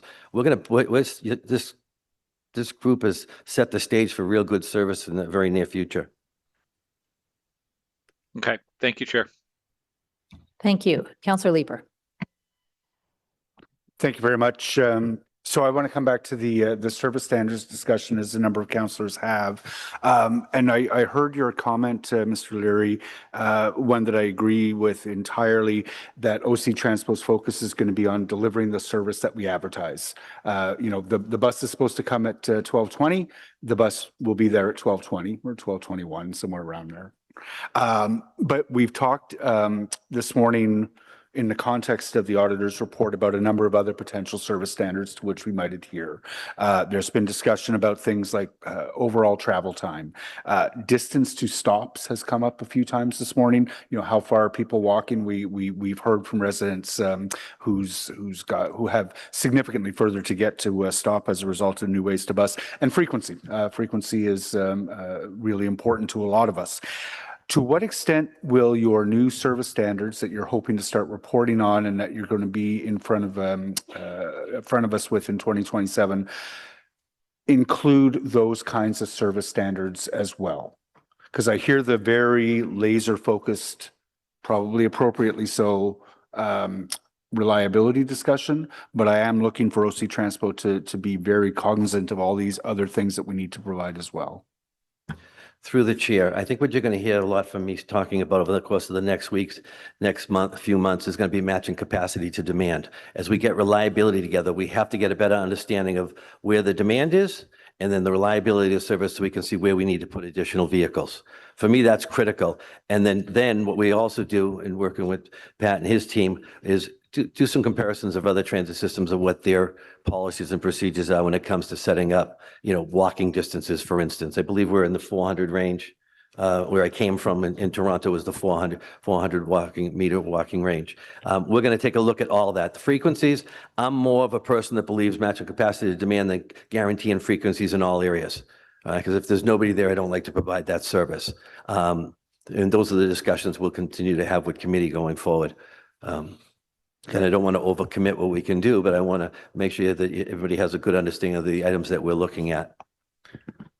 So it sounds like it's going to be some time before OC Transpo is able to focus on. I hear the 400 meter number with respect to walking distance to a stop, and new ways to bus significantly increased walking distances well above that. And unfortunately, no one at OC Transpo is able to tell me what is the new average distance to a stop as a result of losing routes, for example. I would hope that in responding to the Auditor General's recommendation to develop service standards, that we're not going to lose sight of those other priorities. And please engage council as soon as you can in those discussions. I know we're in a crisis right now, and we need to match the service to the number of operators and buses that we have, and that's going to be the focus for a while. But we need to look beyond just stabilizing the system, and the Auditor General's recommendations are going to be critical to improving the service so it becomes a first choice rather than a last. May I also just say, Councillor Kitts, Transit Roulette and Living the Audit are going to be my two new favorite hashtags. Thank you for those. Thank you, everyone. Thank you. Councillor Johnson.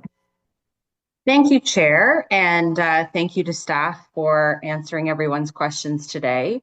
I'd like to echo some of my council colleagues in suggesting that there is optimism here because we continue to lay bare what we need.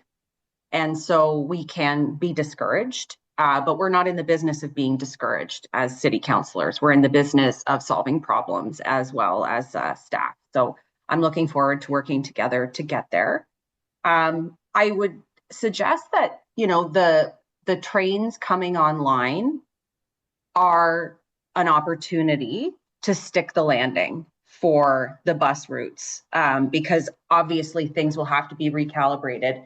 And from what I remember, New Ways to Bus was positioned to me as a recalibration when the South Line came on. So there was a relationship between that train coming online and resource allocation across the rest of the city.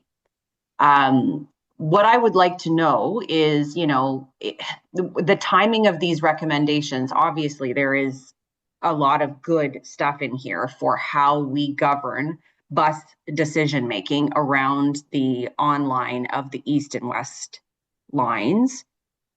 Can you give me some assurances or details about sort of, as you suggested, the timeline for seeing some of these improvements come on? I would hate for those moments to be missed. Can you comment on that?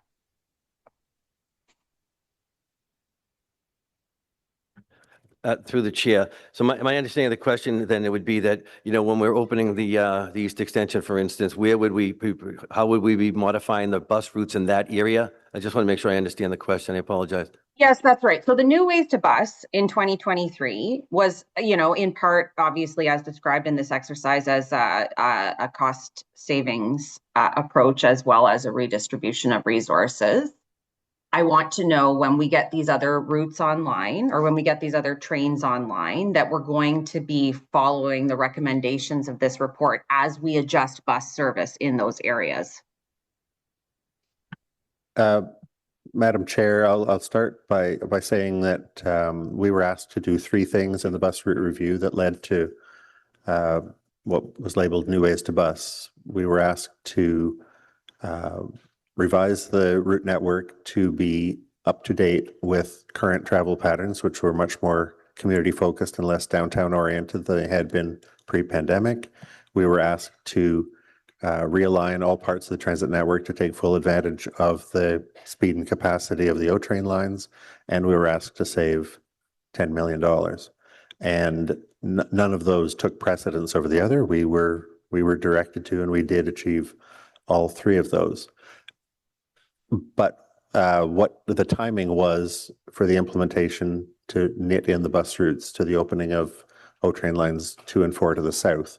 There remains work to be done to knit the bus routes in the east when the east extension of line 1 opens, and to the west when the west extension of lines 1 and 3 open.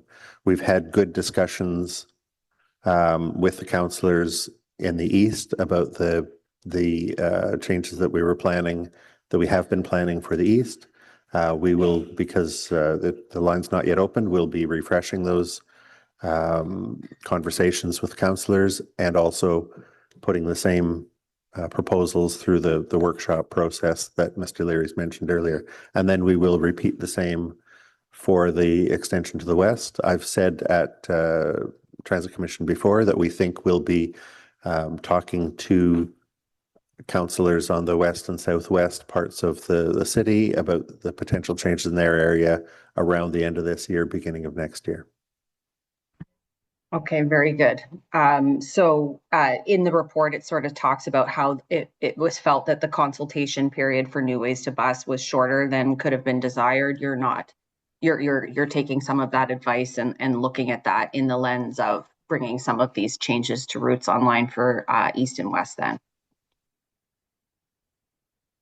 Yes, we'll engage with councillors throughout the process as we've done before, and we'll bring customers and any other stakeholders in through this workshop process as well.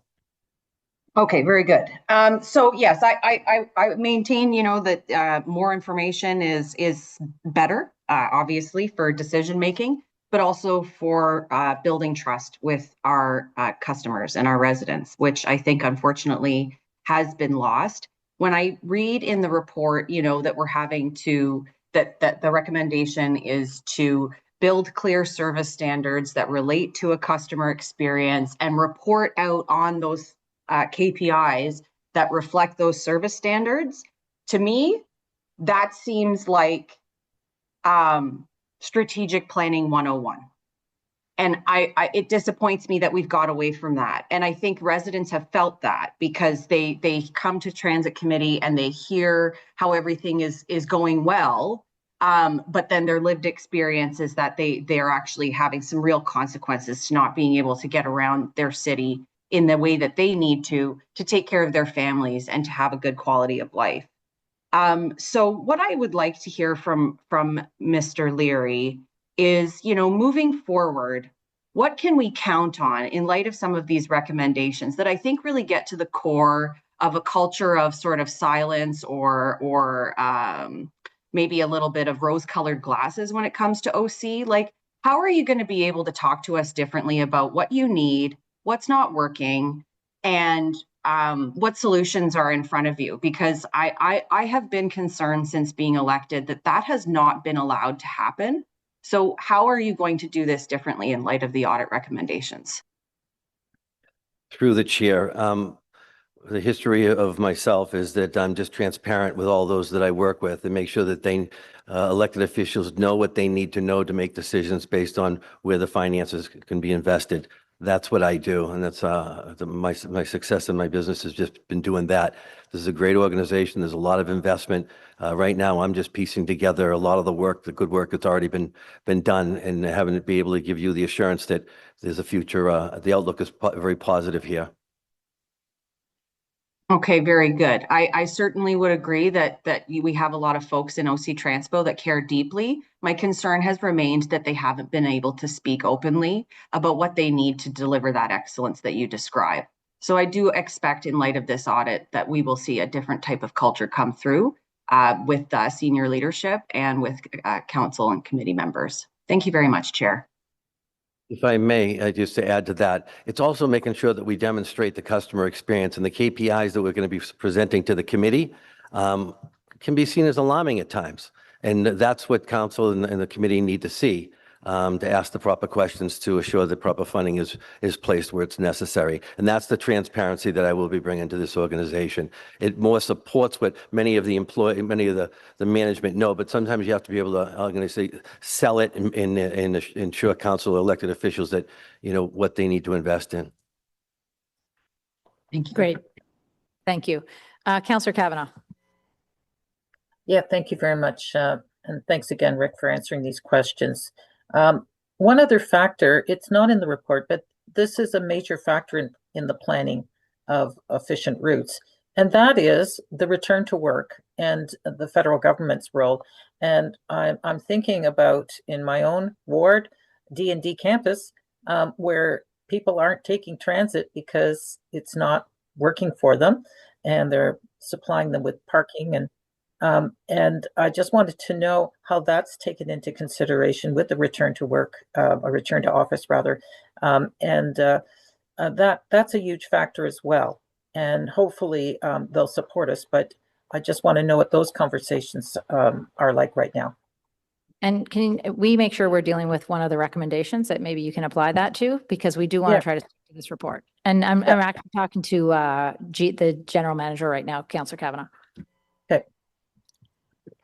Through the chair, I can assure you that the planning for September is all about reliability, matching capacity to demand, and making sure that we take those that are returning to work to the destination that they choose. We will be working very closely with the city right now on all elements of return to work, as well as the federal government, getting information exactly from them on where they would like to see what routes and what they would like to see for differences as well. So we're working on reliability of this service with all our partners at this point.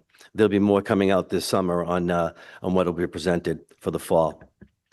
Okay, thank you very much. Thank you, Chair. Thank you. All right, so the report recommendation is that the Audit Committee receive the audit report and recommend that Council consider and approve the recommendations. Is this motion carried? Carried. Carried. or received? Carried. Is this motion carried? Carried. Carried. Thank you. Okay, we have one other follow-up audit, and then we will have a break before we move into in-camera. It just makes sort of a natural sense. I see people taking their own little breaks anyways.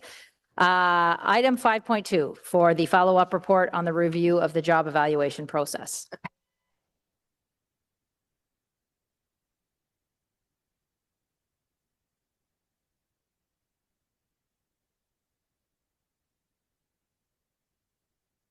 Okay.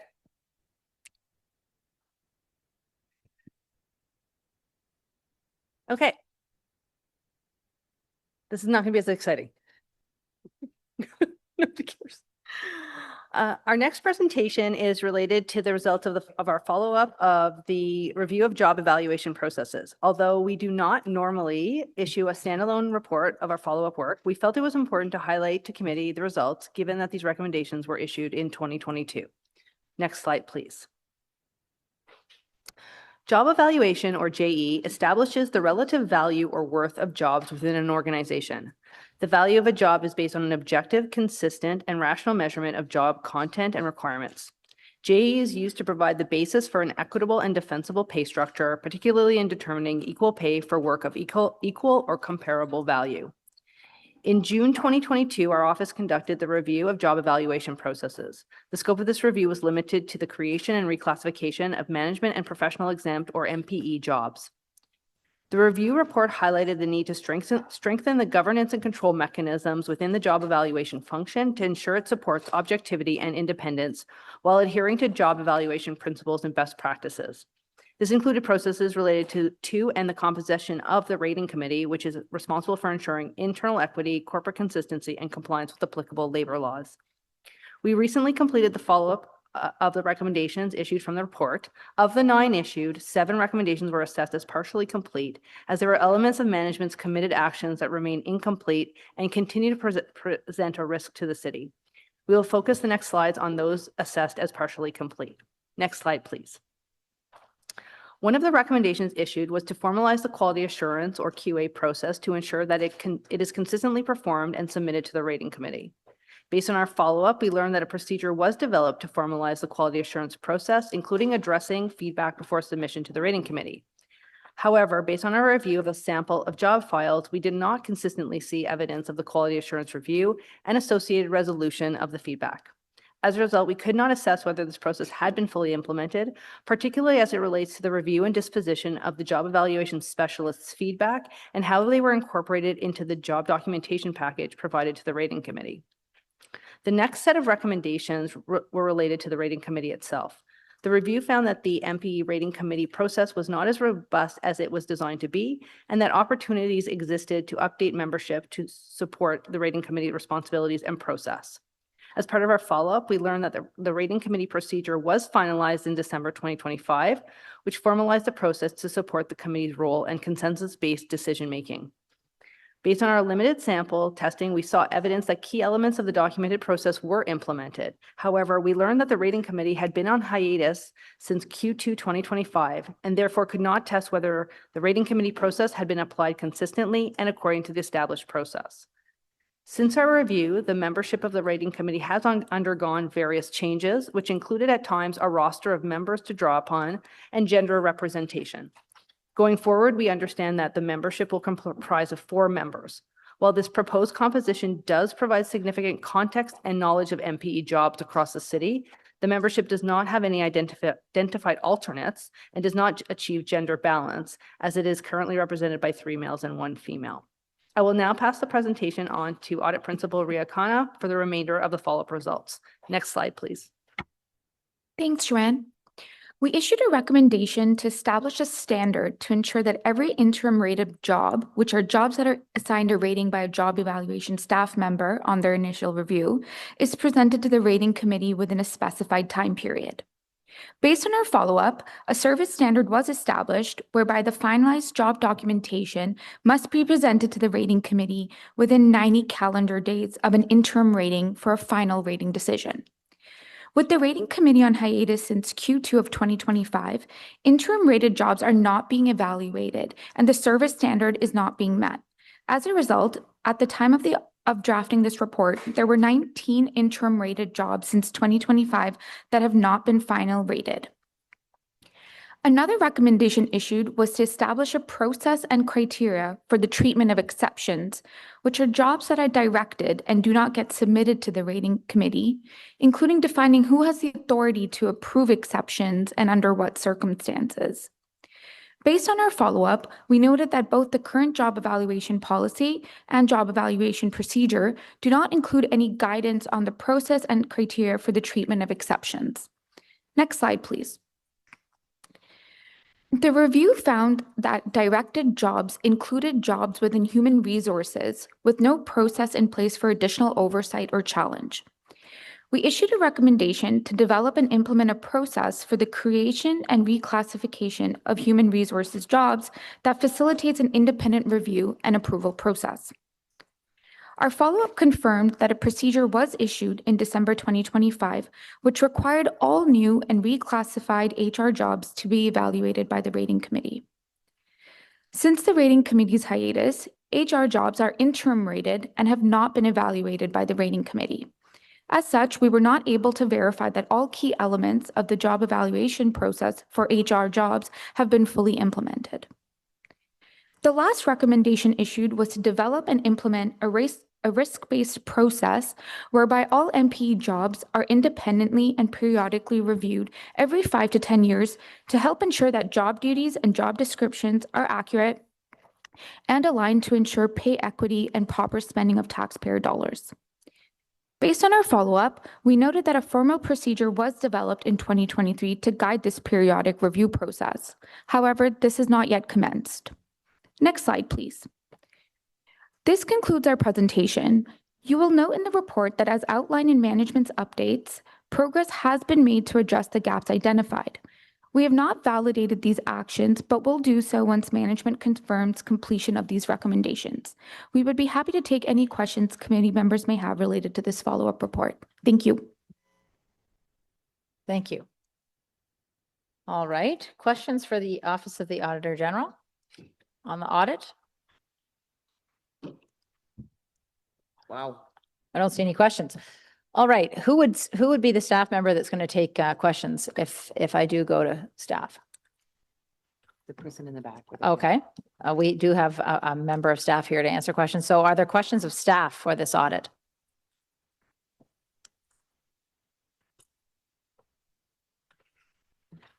Okay. There don't seem to be any questions on this. The motion itself is that the Audit Committee recommend that Council receive this report. Is this motion carried? Received or carried? Carried. Carried. Carried. Thank you. All right. So I'm going to look to Vice Chair Hubley to read out the motion so that we can move into in camera. Thank you, Madam Chair. Be it resolved that in accordance with the procedure bylaw, the Audit Committee resolve in camera pursuant to subsection 13(1)A, the security of the property of the city based upon the rationale set out in the respective legal implication sections of the report titled Office of the Auditor General Audit of Cybersecurity Critical Infrastructure, and that the Office of the Auditor General follow-up report number 2, Audit of Cybersecurity. These reports will not be reported out on. Thank you, Madam Chair.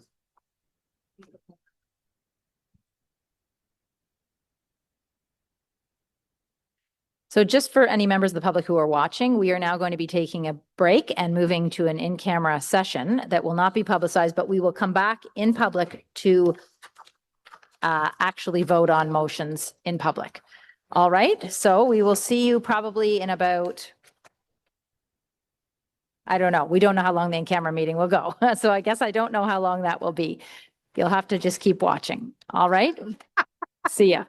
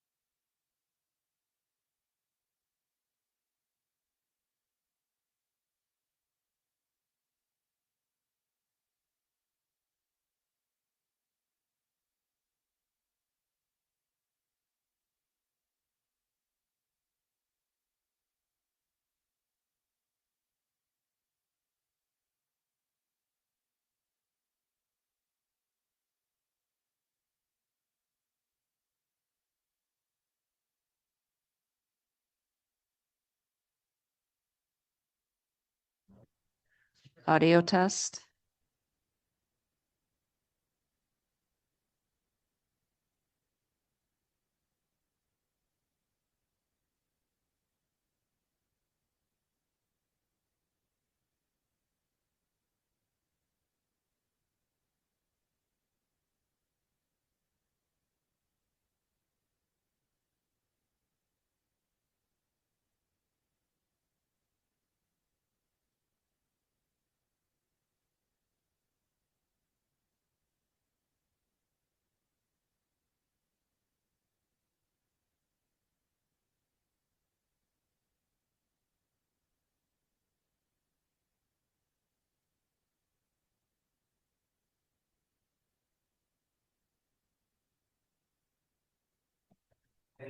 Audio test.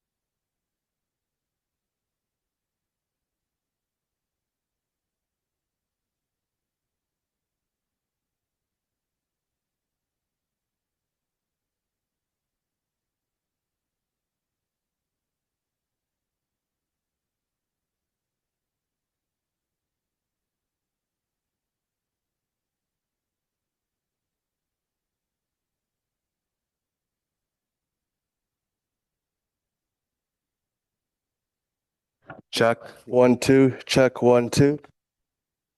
Okay, I'm told we have quorum, so if everybody's okay, we'll get started here. Okay, for the benefit of those joining us online, the Audit Committee just met in camera to consider two reports submitted by the Office of the Auditor General. Item 6.1 was the Office of the Auditor General Audit of Cybersecurity Critical Infrastructure.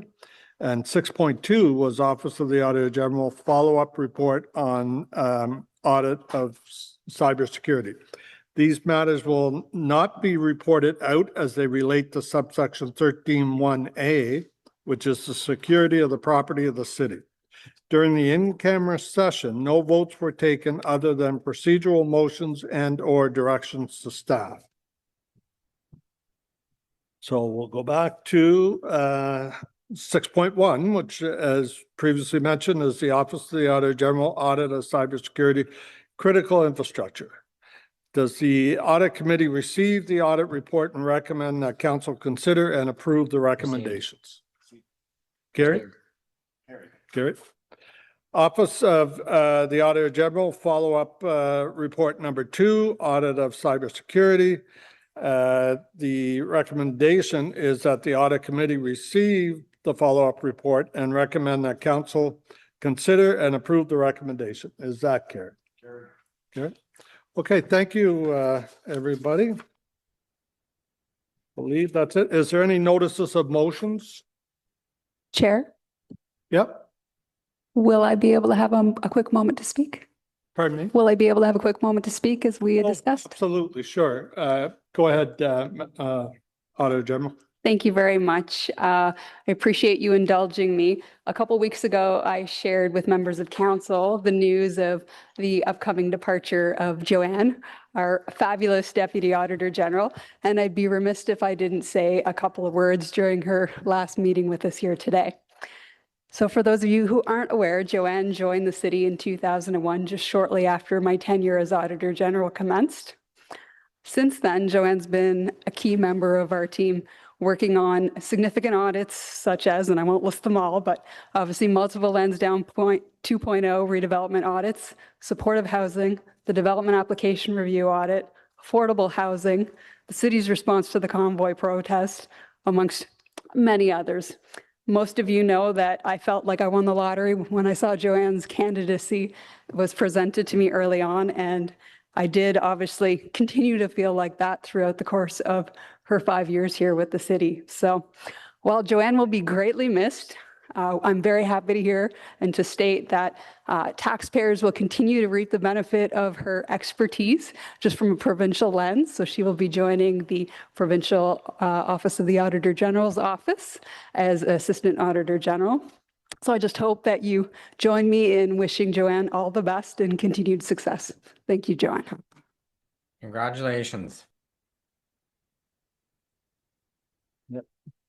Thank you, Joanne, for your service to our city. And as the AG said, best wishes in your new position.